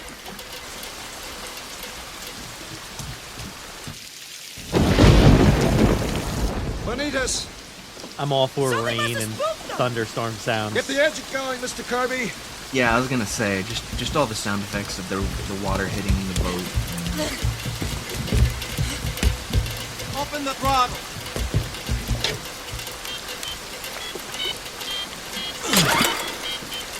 Love that sound of that pull cord. Sounds like it's out of Star Wars. What? Yeah. Yeah. Sounds like a creature in Star Wars would make that sound. Ellie! Hello? There is a Charlie! Charlie! Hello? Charlie, take the phone to Mommy now! It's the dinosaur man! Okay. Charlie! Are you taking the phone to Mom? There's the music. Charlie! Yeah, so I figured out what the dinosaur or what the sound was, and it's that big lizard that that Oh, yeah. Obi-Wan is on in the Revenge of the Sith. Yes. It's that no, dude. Yes. The recollection's wild sometimes when you can come up with these sounds, but it has to be that same sound. But this would precede that because that came out in 2005. So I don't know. Maybe somebody was watching this and they're like, yeah, that's. I the mean, noise. so ILM just grabbed that. They were like, you know what sound this lizard needs to make? Yeah. The throttle cord from the boat in Jurassic Park 3. I don't know if I can So- pull up that sound effect. Let me see if I hear it. It's called a varactyl. It's just on my phone, so bear with me because I didn't prepare for this. It just kind of came into my mind here, but like it has that same sound. But all right, so let's go back to the score and listen to that. So that was like a decent chunk there. You've got a lot of sound effects, you've got some dialogue and stuff, but if they did end up using the score there, this is what it would have sounded like. Look out!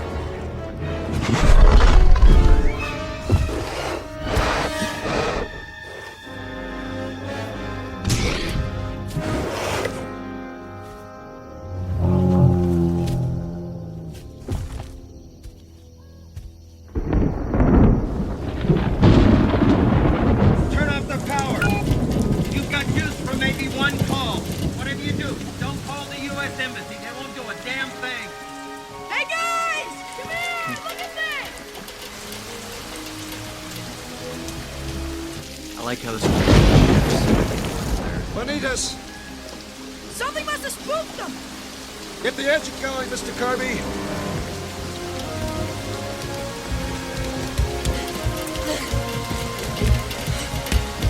Open the throttle.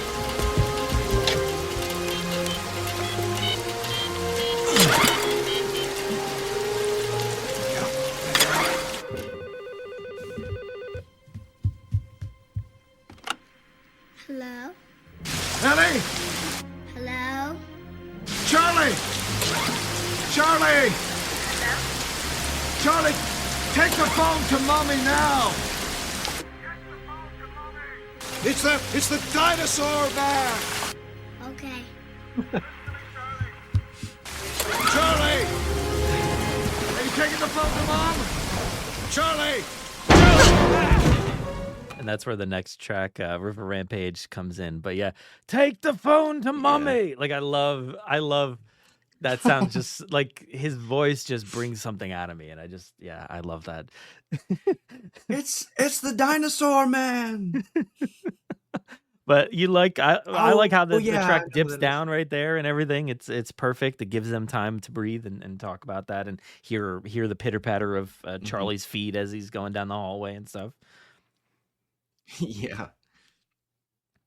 Yeah, but we're going to start to ramp up the bombast a little bit, and we're going to go to River Rampage, and yeah, here we go.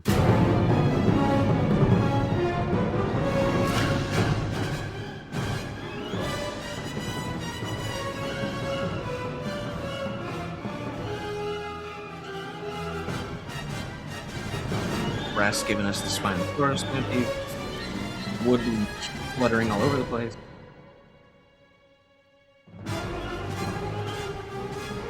Gives us those little breaks for the phone call parts.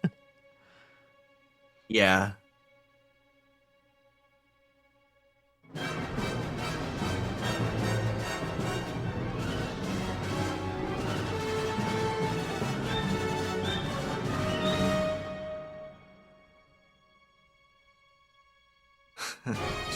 Complete trembling silence.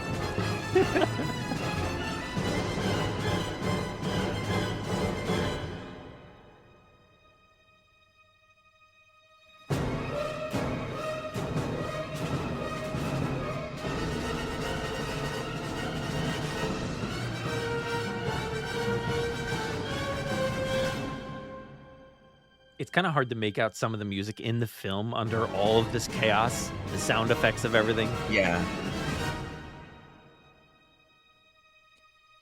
Who is it? It's the dinosaur man. It is.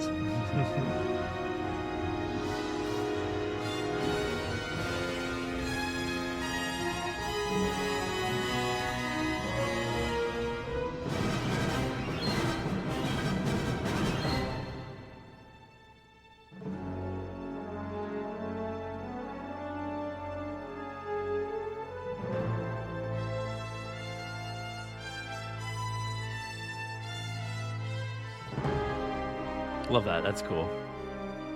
Yeah.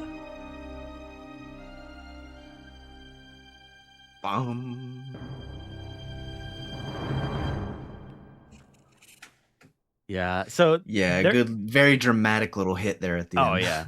And it's interesting because there's an alternate to that. There's the River Rampage alternate ending. And Mm. I synced these up like in my software and I was looking at them, identical stuff. I get to the end and then like it's also identical. So I'm having a hard time deciphering what the difference is. The only thing I can come to Okay. think of is that maybe in, I think the alternate, the timpani kind of hits a little harder on that first note, that boom. You know, usually when you do like a timpani, sometimes you hit that first note is like a bit harder than the rest of them because you go down and then you raise it back up to the end. But it's very kind of imperceptible, I think. If you listen to the end, this is the alternate.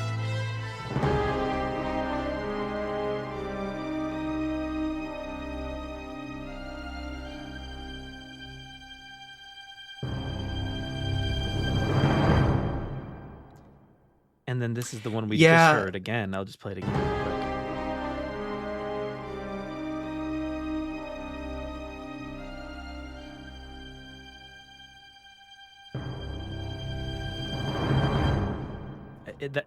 I think it's just a timpani. I don't really know what else it could be. Yeah, I think the strings sort of are more sustained under it in the Yeah, alternate maybe. one, maybe, but like, and maybe there's just some more dynamics involved, but like they're basically the same thing. So Yeah, I just thought it was wild. Like, why is that included in this expanded release here when it's like basically imperceptible?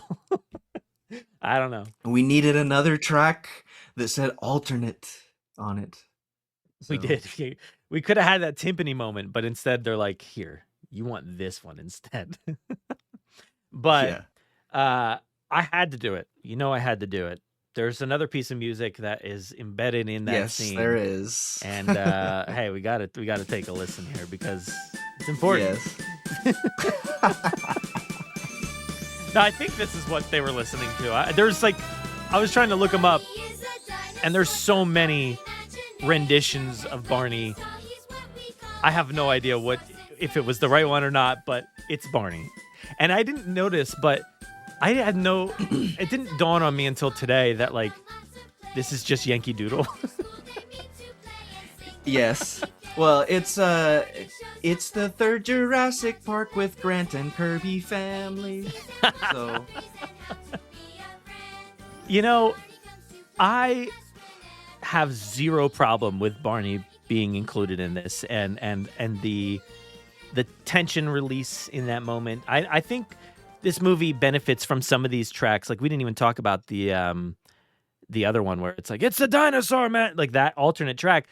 I don't know that added anything I necessarily needed other than the beginning part when we see the Ceratosaurus. Is that what it was? Yeah. And and like I think it added some gravity there that made it feel a little bit, more grounded, I guess, instead of kind of just goofy that the way it's portrayed without the music. But I think this moment is fine. The levity of this moment is fine, and I like seeing that back and forth of like the absolute horror that Grant and everybody are going through on the island versus what's happening at home. And it would have been better if that was like his family at home, but hey, we'll talk about that again some other day, I'm sure. But yeah, it's I love that juxtaposition there of the silliness of Charlie getting lost in his daily task and just kind of like watching Barney for a second and not paying attention to the horrors that are happening across the world. It's pretty funny. Yeah, and it's a goofy dinosaur show when there's like a dinosaur attack with actual sharp teeth attacking people on the other side of the situation. So it's just it's relevant. So Yeah, yeah. And I oh wait, what does that bring us to? That brings us to Paul makes the leap. I was almost going to skip ahead completely, but yeah, so Paul is going to sacrifice himself in this next sequence. So let's take a listen to this one here.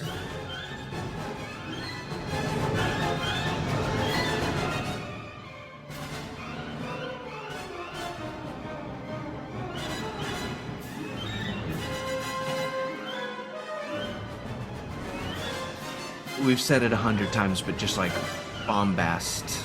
Yep. Like very little actual thematic stuff, just chaotic brass and woodwinds.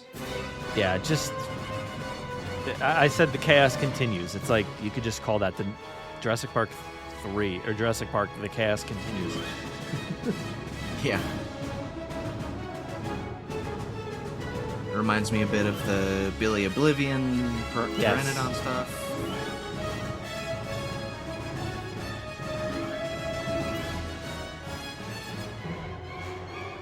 From the perspective of the musicians here, man, I don't envy them for a second for this score. It's like it's They've intense, got man. some strong lungs. Some strong lungs.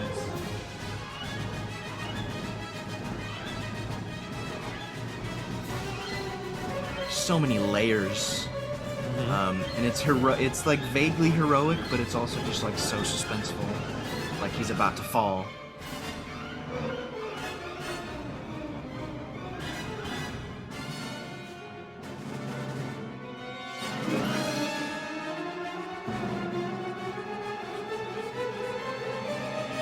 That's cool.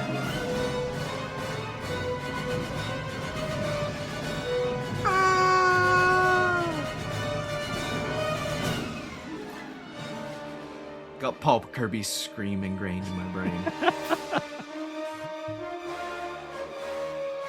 That sounds so cool. Yeah. It's like triumphant, but not. It's like it's interesting. Yeah.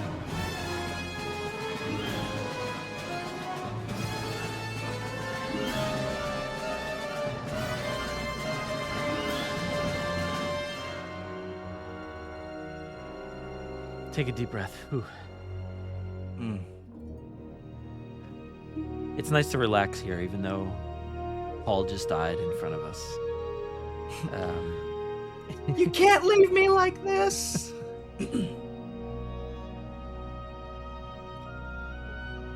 Starting to hint at the family theme. Paul's alive. There it is. There it is. Paul's alive. He's in the Old West, but he's alive. He's in the Old West.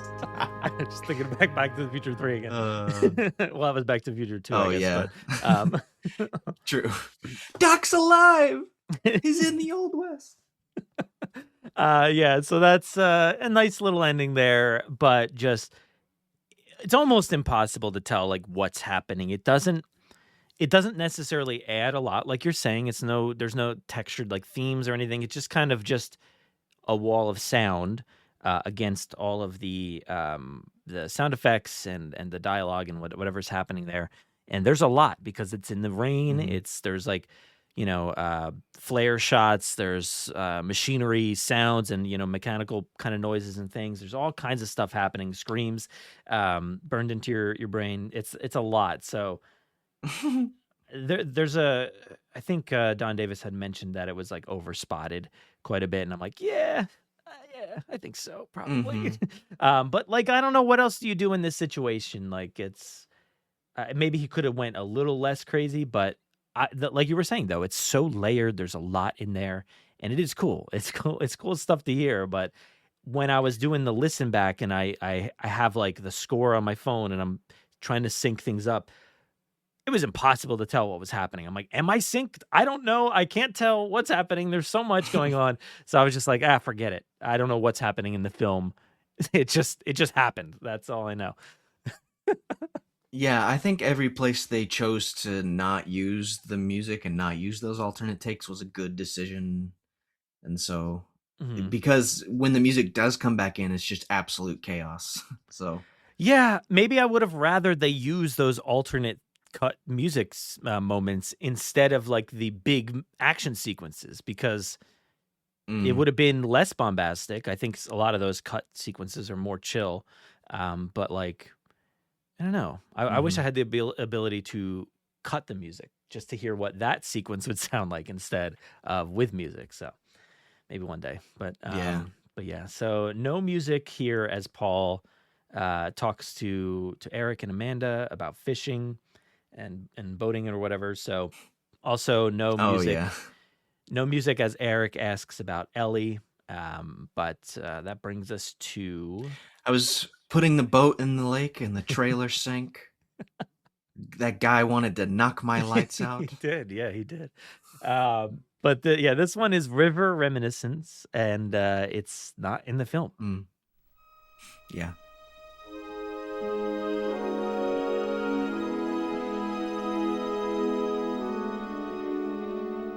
Just more of that stepwise woodwinds and strings, Kirby stuff. Yeah. I'm so grateful for the Kirby theme after such crazy moments. It's like so that. good. It's so good.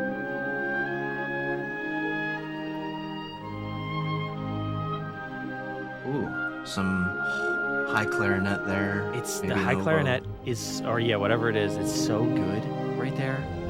It sounds so classical. Like you bring that instrument out, dude. It just like, feels authentic. Ooh, little hinting piano Jurassic Park theme. Yeah. Wonder who's on screen in that moment. Yeah, I wonder who could it be. There's two different endings. There's this one. You just hold the note out. Nothing really happening there. But there is a second version, which I'll cut to the end there, and we'll just hear what it sounds like at the end.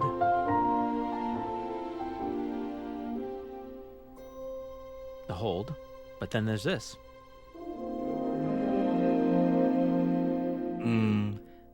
And I think that was right when where they hear the ocean. Yeah, that's like that was the part where they're like, "Do you hear that? Like the ocean." Oh yeah, And yeah. so yeah.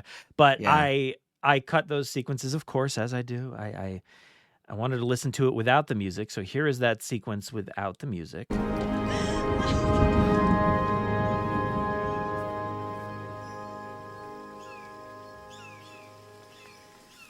Remember when we went fishing a couple of summers ago? I was putting the boat in the water and the trailer sank. The tow truck tried to pull us out and he got dragged in too. The truck driver wanted to knock my lights out.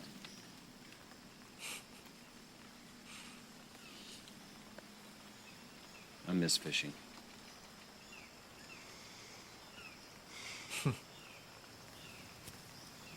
Kirby? Just the sounds of the jungle. The one bird that's in the back. That lady you called. That's just Who is she? perfect. How do you know that she can help us? She was the one person I could always count on. I owe her a lot. Well, I don't think I ever told her that. You should. You hear that? The ocean. And that's the next track. But let's take a listen what that would have sounded like with that track we just listened to. And I did end up using the alternate ending because I liked that little rising like lead there as well. So let's listen. Oh yeah.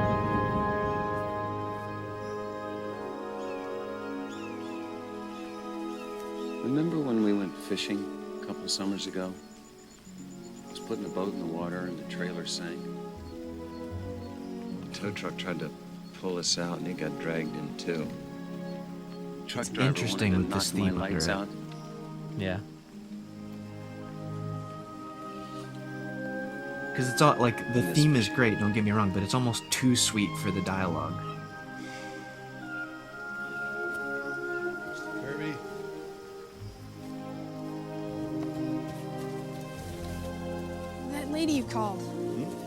Who is she? How do you know that she can help us? Oh. She was the one person Okay, we I could like always this count when on. we're I talking owe her a about lot. Ellie. Well, I don't That's think I ever good. told her that. You should. Oh, that gives Really? me chills. Yeah. The ocean.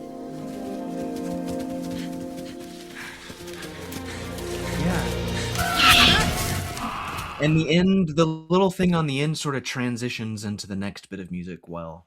Yeah.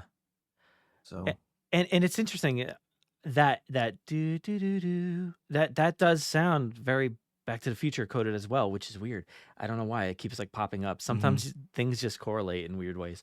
But yeah, that's an interesting cue to listen to. Like I love the cue itself on its own, but you're kind of right. It's a little bit, maybe it's a little too much in certain areas. Like I don't necessarily know that we need that there. Like I kind of just like the jungle sounds. But if you can add that JP theme behind Alan talking about Ellie, like I kind of need it, like I want it. So it's hard. It's a dilemma, yeah. No, they are Jurassic Park, and he's talking about how he feels about her, and that's sweet. That's good. So yeah.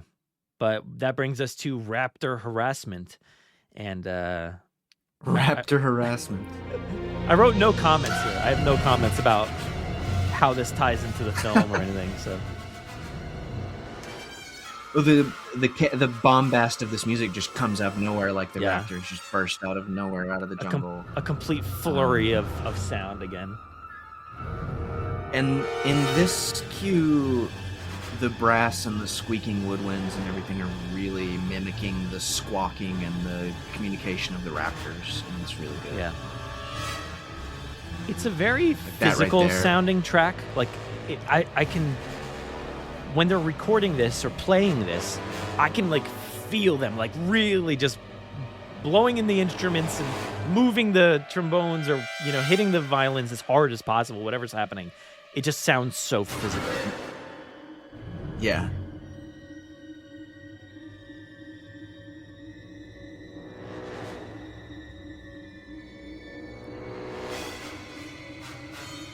Very high Those dramatic strings. trombones and tubas. Yeah. Wah.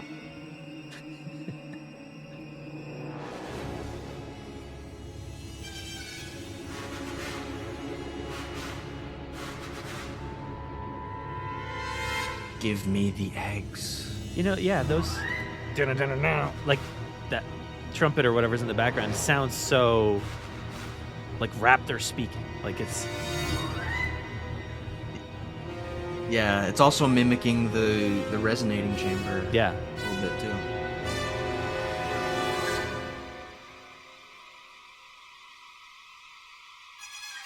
Here's Give Me the Eggs.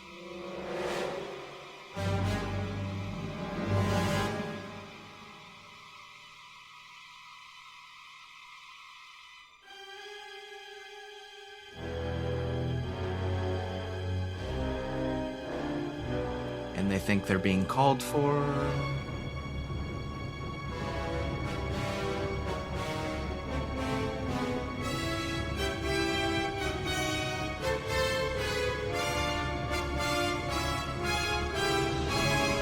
That's almost a little bit of incident at Isla Nublar. They take the eggs and run off. Yeah. I've Yeah, loved the that's a dramatics of all very, this. Oh, it's so good. Exactly. It's very epic. It's very dramatic. And rhythmically, just to my ear right now, it sounds like sort of a dark version of the Kirby family theme for the Raptor family. Interesting. Rhythmically, but yeah. And then all of a sudden, there's just a single man standing on the beach. Oh. It's building to that military. That's a very bad idea. I hate it. Don't like it. It's fun. I don't like the Jurassic Park theme being militarized, but like I think it's a fun variation just based on what's happening in the scene. But it's so weird and so off. Yeah. The like concert cymbals and, the snare drum, everything. It's so marchy and, militaristic. Yeah, I think you could have had the normal fanfare-y Jurassic Park theme and it would have worked fine. Like, so Yeah, I don't love that. I'm so glad that we didn't end up getting like that version throughout like Jurassic World or anything because of the whole militarized dinosaur concept. Glad they didn't go for that Yeah. necessarily. So, but yeah, that's. I think I just have issues still with the film in this moment, right? Where it's just the lone man on the beach. And I was thinking about it last night when I was rewatching. I'm like, maybe I just don't like the beach. Like it's too generic. Like I don't know. I know there's beaches on this island, but like the Lost World had the beach in the beginning. It was still a little rocky and a little tough to traverse. This is just like straight up beach. It kind of looks like they just went out and filmed it like right next door somewhere, right next to the studio. But like it feels like weird to me. And then the military coming in, it's a little too abrupt and all that. So to me, I don't love this sequence. So I think I'm putting a lot of that onto the music. Music's not as bad, but I think I just lump it all together and I just don't like that sequence. Oh yeah, I think it's ridiculous. Honestly, like especially just because it's like the one guy there in a suit with a megaphone for a second, and then all of a sudden they all burst out of the water and they all show up, and it's just a little too much. It's a little much, yeah. But you have to thank her now. She sent the Navy and the Marines. It's like I like that we're like acknowledging that Ellie saved us all.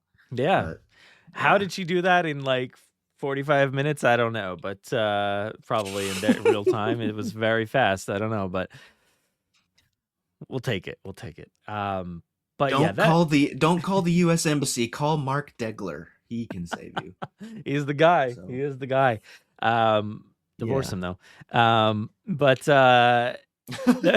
that brings us to the final track here, which is we've got a bunch of things going on here. And I'll do two quick things before we dive into the full track. But this is the Hat Returns / end credits, which is the extended version from La La Land Records. It's 10 minutes. And then the original track, the original soundtrack was it was much shorter. What do I have that at? 5:10. Different arrangements here, very different arrangements. And there's a third arrangement, which is actually in the film. It's very different than either of these two arrangements. There's similar pieces that are used, but they're all just arranged very differently. So it's hard to listen to. Like I couldn't sync anything up because nothing was working. So it's just its own, there's 3 versions here, which is weird. But we're going to listen to the extended one. But before we do that, there is one sequence I wanted to listen to that was cut that I thought would, be worthwhile to hear. And this is the scene inside the helicopter. This is no music.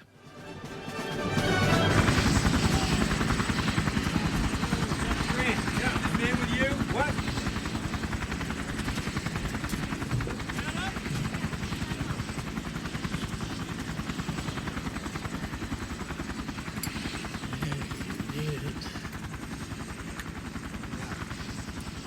I rescued your hand. Grant, we need to go now. Oh yeah. And I like that. We said Billy died, but we were keeping you all in suspense. Yep. Surprise. He's alive. If I get you to sit here and buckle up, sir. And that's when the music comes back in. But yeah, so I rescued your hat. Like it's so silly sounding. But there is I did like sync it up a little bit here, and because at the end of that you did hear like the cue does come in that faster pace, kind of militaristic vibe there, similar to the Jurassic Park theme. But here it is with the moments before that in the score.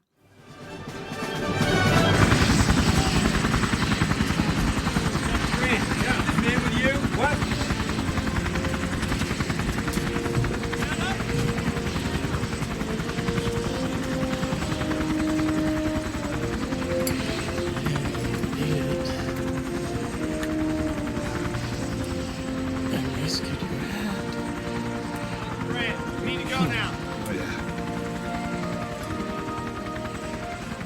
That's the important thing.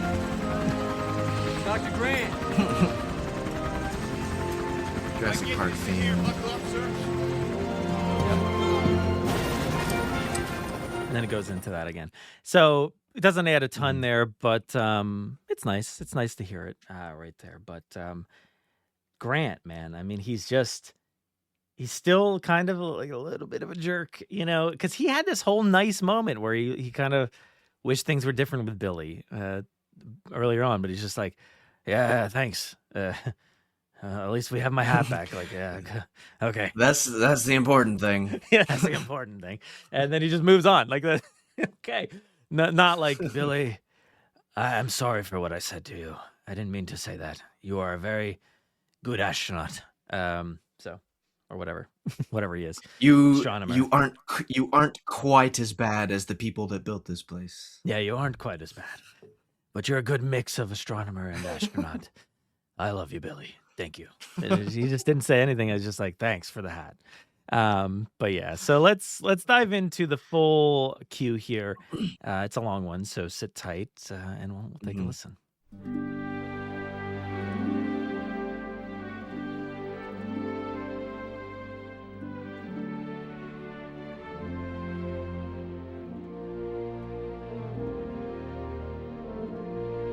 Slightly different orchestration for the Jurassic theme, like, but it's warm and nice.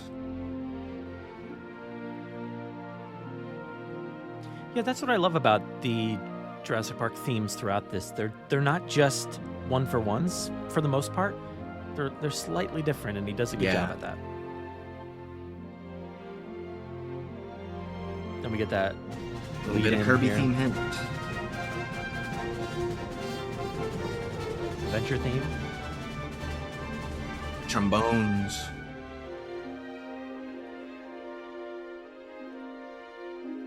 Yeah, hinting at the Kirby theme, sort of in between things.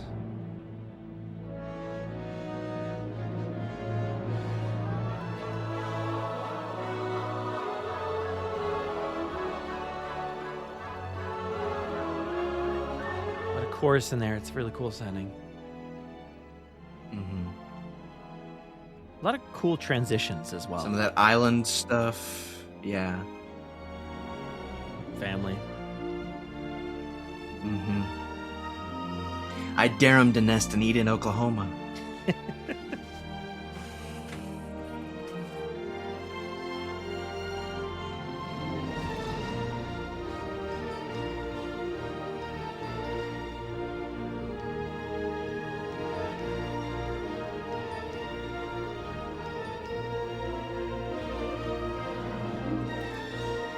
It's so great that this theme is so good in so many ways. Like, it's fast, it can be slow, it can be piano, it can be everything. Yeah.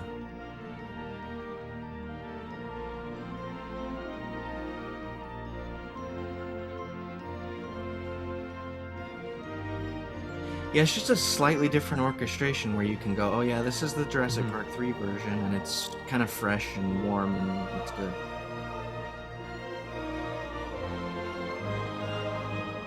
Some interesting chorus in there.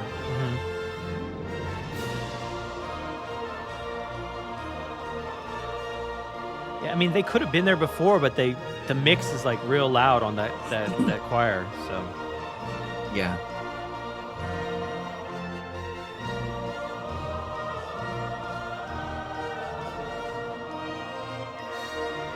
Very church-like.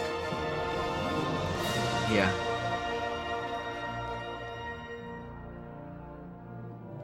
Again, great transition. Just flawless. And then into the family, yeah.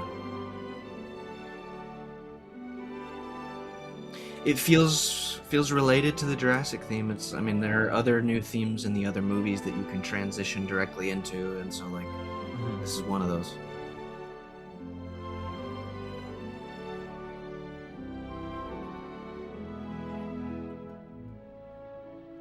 Comes the French horn.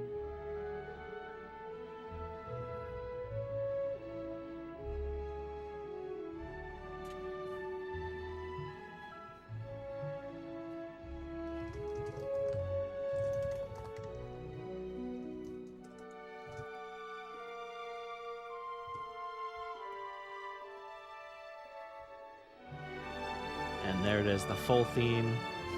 Like, it's just a great theme. Slightly used, in Rebirth, right? It feels like it was. I don't know if it was purposeful or not, but A little bit. Yeah.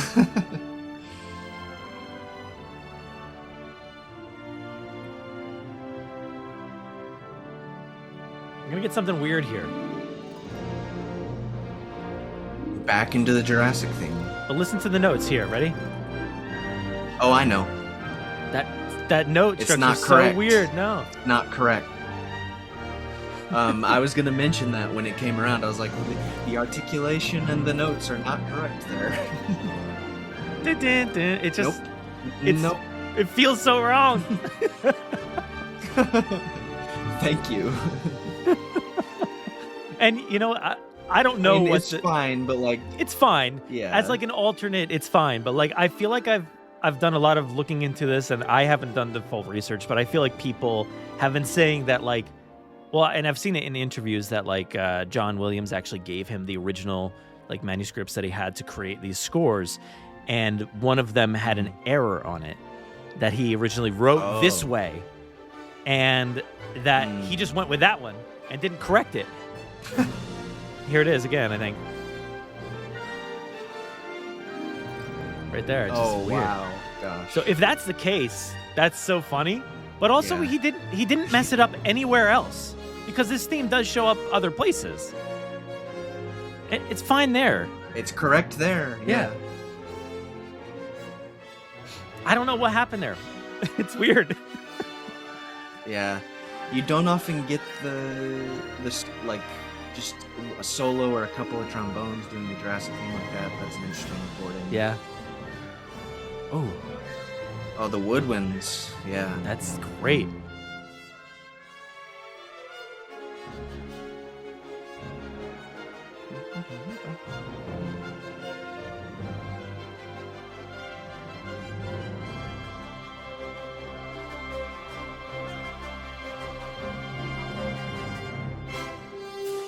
The articulation was weird there too, but cool. Yeah.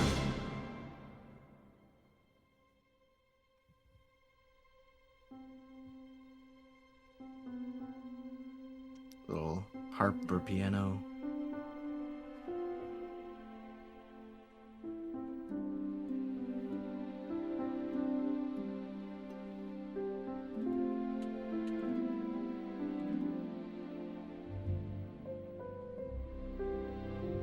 It's just the best.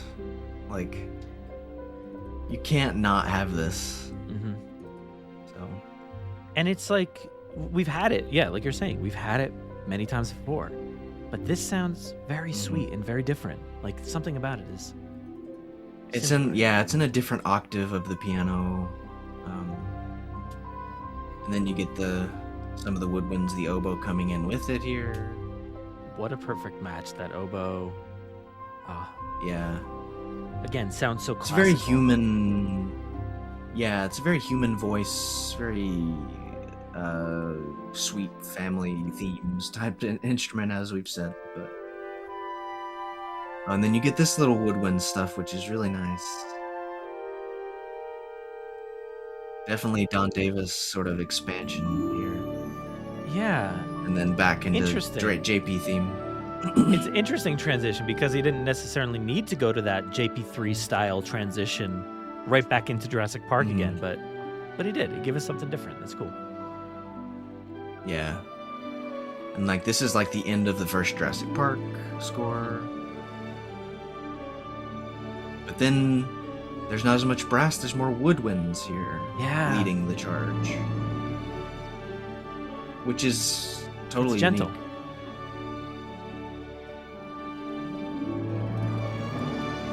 There we go. There we go.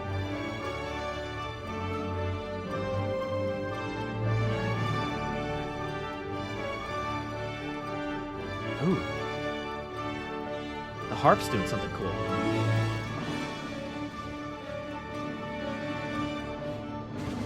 Yeah, you've got some muted trumpets in there, which is interesting too. Mm. Ba-da-da-da-dum. That was cool. I love that that transition. Yeah. kind of transitions, I think, right into like Cooper's last stand.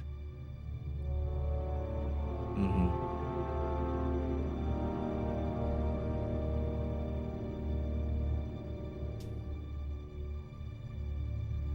Tell me we didn't land. Let's do it all over again. Let's go back.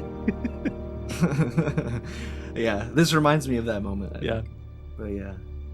The 4-note motif here. Spinosaurus still alive. Still out there. Very much ends the same way in Jurassic Park, right? Like it ends on that same 4-note motif, like signaling to you that the dinosaurs are still alive, still, you know, a threat out there somewhere. Same thing here. Spinosaurus is still alive, unlike the T-Rex. So, yeah.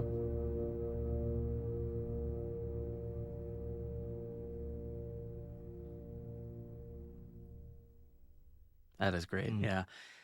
Oh, well, I mean, look, there's still, like, we didn't listen to a lot of other things. Like I said, that there's still like a different version in the film of that track, and then there's the original soundtrack version, plus there's all the Bone Man Ben stuff, and there's a few other pieces that are not as like collagey as I guess Bone Man Ben is, but a few, you know, different things there. But yeah, man, I mean, the score, how are we feeling? We wrapped it up. You feeling any differently now versus how you felt at the beginning of all this?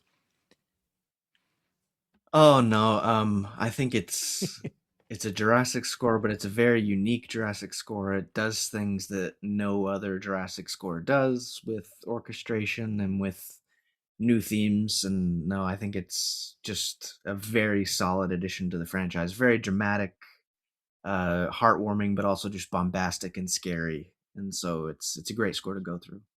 Yeah. Yeah, I think, you know, usually this kind of changes the way that I look at scores. And I think it absolutely helped with Rebirth, helped me contextualize things and feel a little bit different. And I think this one did to a certain extent, but a lot of the stuff that I loved about what we've done was cut from the movie or not there in some way. And I'm like, oh man, if some of those moments had been there, maybe I would have felt a little bit differently watching this. But I think the context of the film really washes over the score itself to me. And so it's hard to kind of pull those two things apart. But I think what we have here is some really extremely listenable stuff, and then a mix of stuff that's like a complete skip, you know, like I don't want to hear this as I'm just driving to work or something, you know, I don't want to hear this as I'm just walking down the sidewalk or something, you know, like some of this is a little crazy. If I'm running through the woods being chased by like something, yeah, definitely I'll throw that on. But otherwise there's a lot of crazy stuff here. And yeah, I don't know.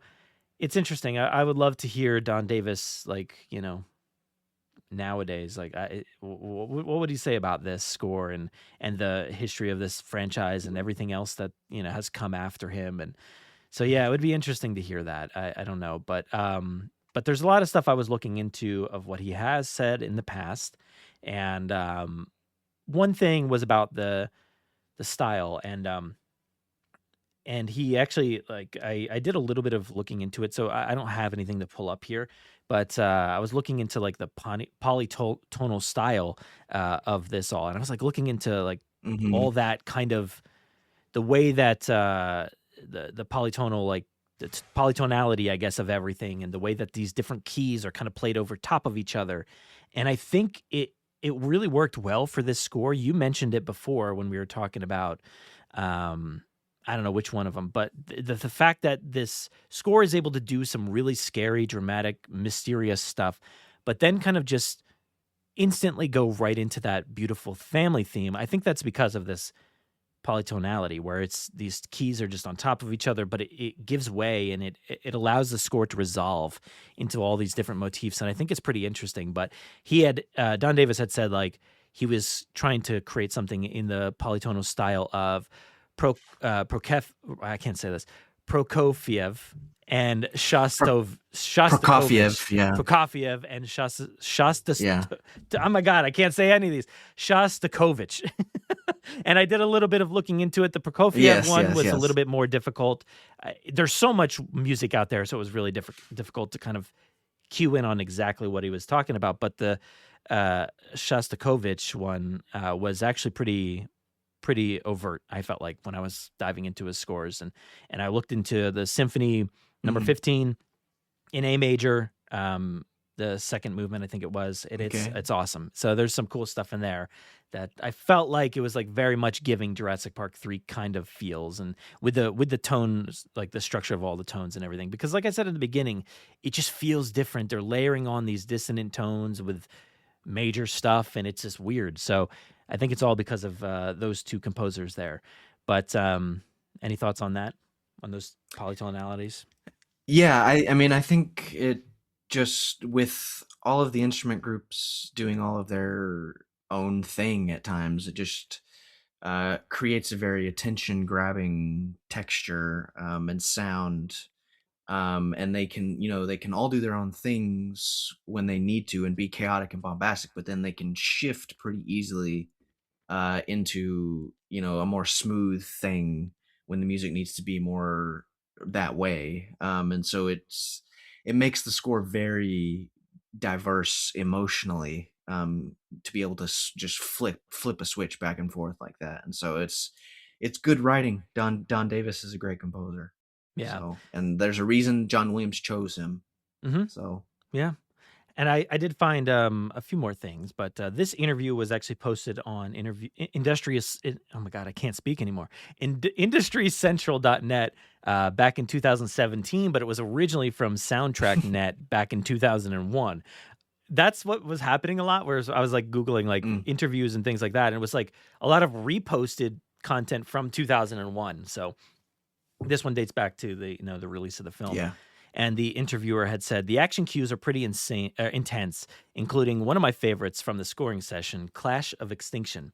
And Don said, I've got bad news for you. In the dubbing, it was determined that the Clash of Extinction sequence would work better without any music. It appears on the album, but not in the film. Mhm. To be honest, the film was a bit overspotted, and Joe seemed a little nervous to not have music everywhere. In the final analysis, I think we spotted too much music, so when we dubbed, there were some judicious, oh my God, I can't speak, judicious excising, which happens pretty often. I believe that in the original Jurassic Park, the T-Rex attack on the kids in the car was underscored, but the decision was made to dub stage to remove the music, and I think it works. In addition to removing my music, they also cut about 20 seconds of footage from that sequence. What they cut out was a bunch of shots of the two dinosaurs standing off, the animatronic shots. I'm not sure I agree with that decision. I thought the animatronics looked great, but it's not my call to make. I guess Joe felt that in the final analysis, when the two monsters see each other, what are they waiting for? Just fight. So, interesting stuff there from Don Davis. Just fight. And we had said that. I had said that exact thing because I'm like, it's just not syncing up. The music that I re-added into the movie, I had to cut something. And I'm like, it just feels like, yeah, they're I know they cut some stuff out of this, and there's the confirmation officially right there. So that's cool to read.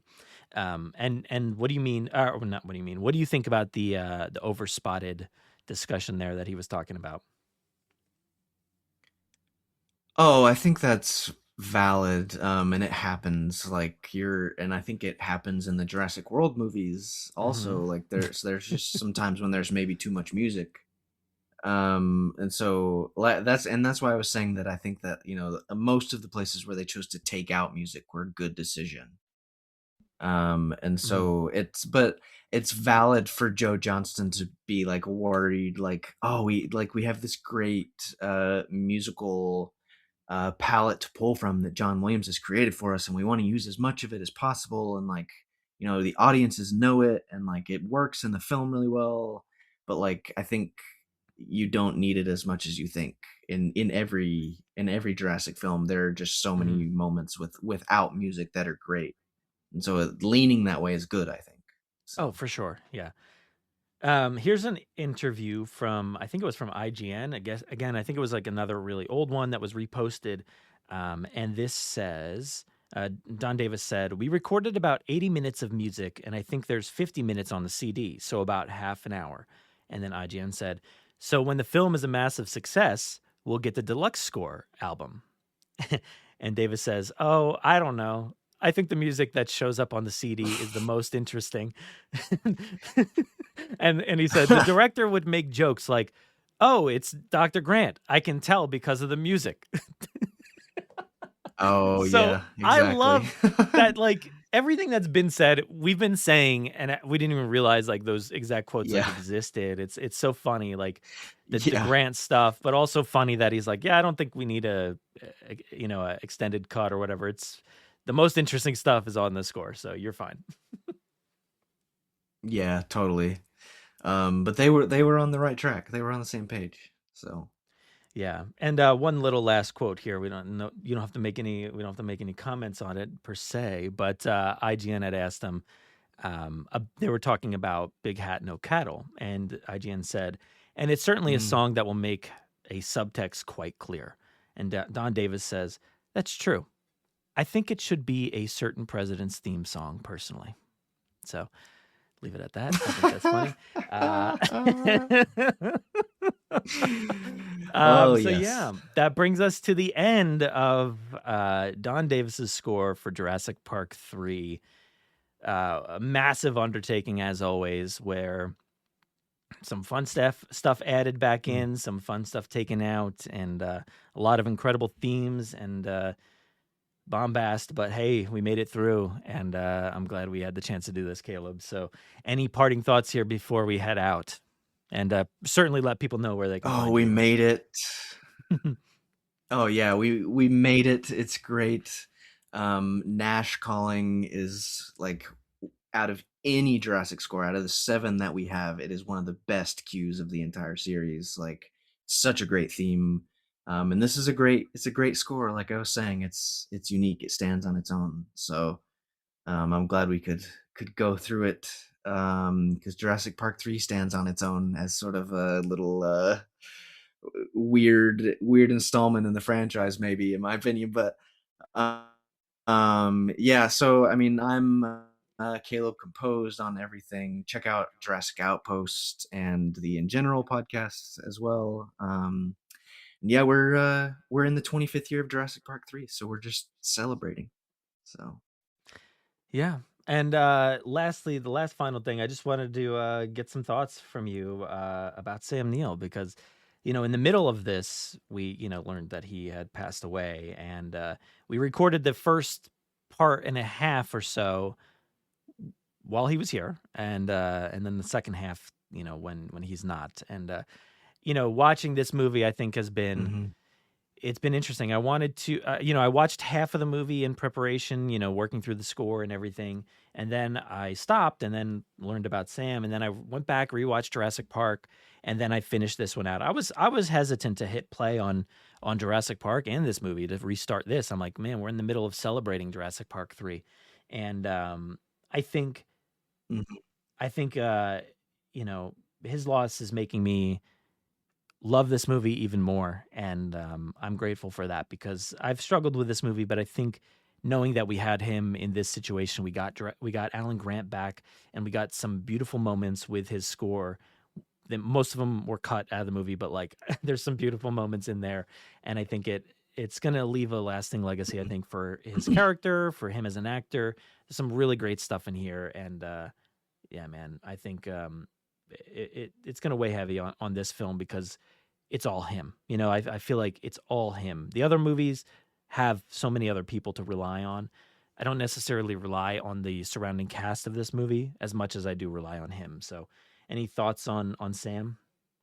yeah, I mean, so the day that we all found that out, I just couldn't focus on work, because I honestly still just can't believe it. But like, I put on the Jurassic Park score, even without the visuals.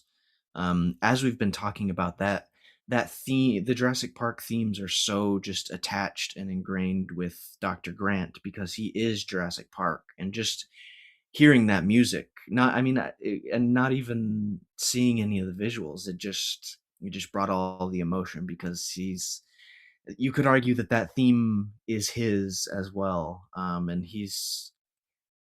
was just an incredible actor. He's irreplaceable as Dr. Grant. Like, he's just perfect as Dr. Grant. He brings that character to life amazingly. And so, yeah, honestly, I think that even more now than it was before, that theme is just attached to him as well. So Yeah. Yeah, it's a complete bummer, man, but that's life. And yeah, but yeah, he's awesome in these movies. And Jurassic Park 3, I mean, look, it's maybe it's gonna rise in the ranks for me, but we'll see. We'll see. yeah. I'm so glad that our favorite movies include his character, and like he is. There are plenty of great things about Jurassic Park 3, positive things, but like Dr. Grant being back and progressing his story is the best thing about it, I think. Yeah. So, And now I only have to go back and watch Dominion again to complete that story. So and like we've said before, actually in the first part that we recorded, it's nice that we have that conclusion to his character in that way, that we get to see this movie kind of like erase some of the missteps maybe from this one and complete the journey. And I love that for him. So I'm excited to dive back into that one as well. yeah, totally. Well, thank you. Sorry we're ending on a somber note here, but I appreciate you joining me and giving your thoughts there. And yes, what's next? What are we doing next? Do we have another one? We got to come up with another one here. I guess just Jurassic World. We haven't done that, right? So yeah, of course, man. Thank you for our Dino-Score continues. Jurassic Park 3 was essential, and we're doing it at the best time, 25th anniversary. So yeah, we got to do Jurassic World, and and then see what other things we can do. We could talk about Battle at Big Rock. We could talk about whatever the next Jurassic movie is. So yeah. We got a lot ahead of us. There's so many places to go and things to talk about, and Chaos Theory, Camp Cretaceous, and all kinds of stuff. I was gonna say got a lot. those two. Yeah. Oh, even you know what I was thinking the other day? I was like, even Evolution has some really great music in there to check out. So there's a lot. Absolutely. We can dive into. Yeah. So stay tuned. Who knows when we'll get to it? They're always such massive undertakings. And Caleb has to convince me, like, after many, many times of asking to get to work on these things. So I'll try to be, we'll say, a little more quicker this time, but who knows? Thanks, everybody. Thanks.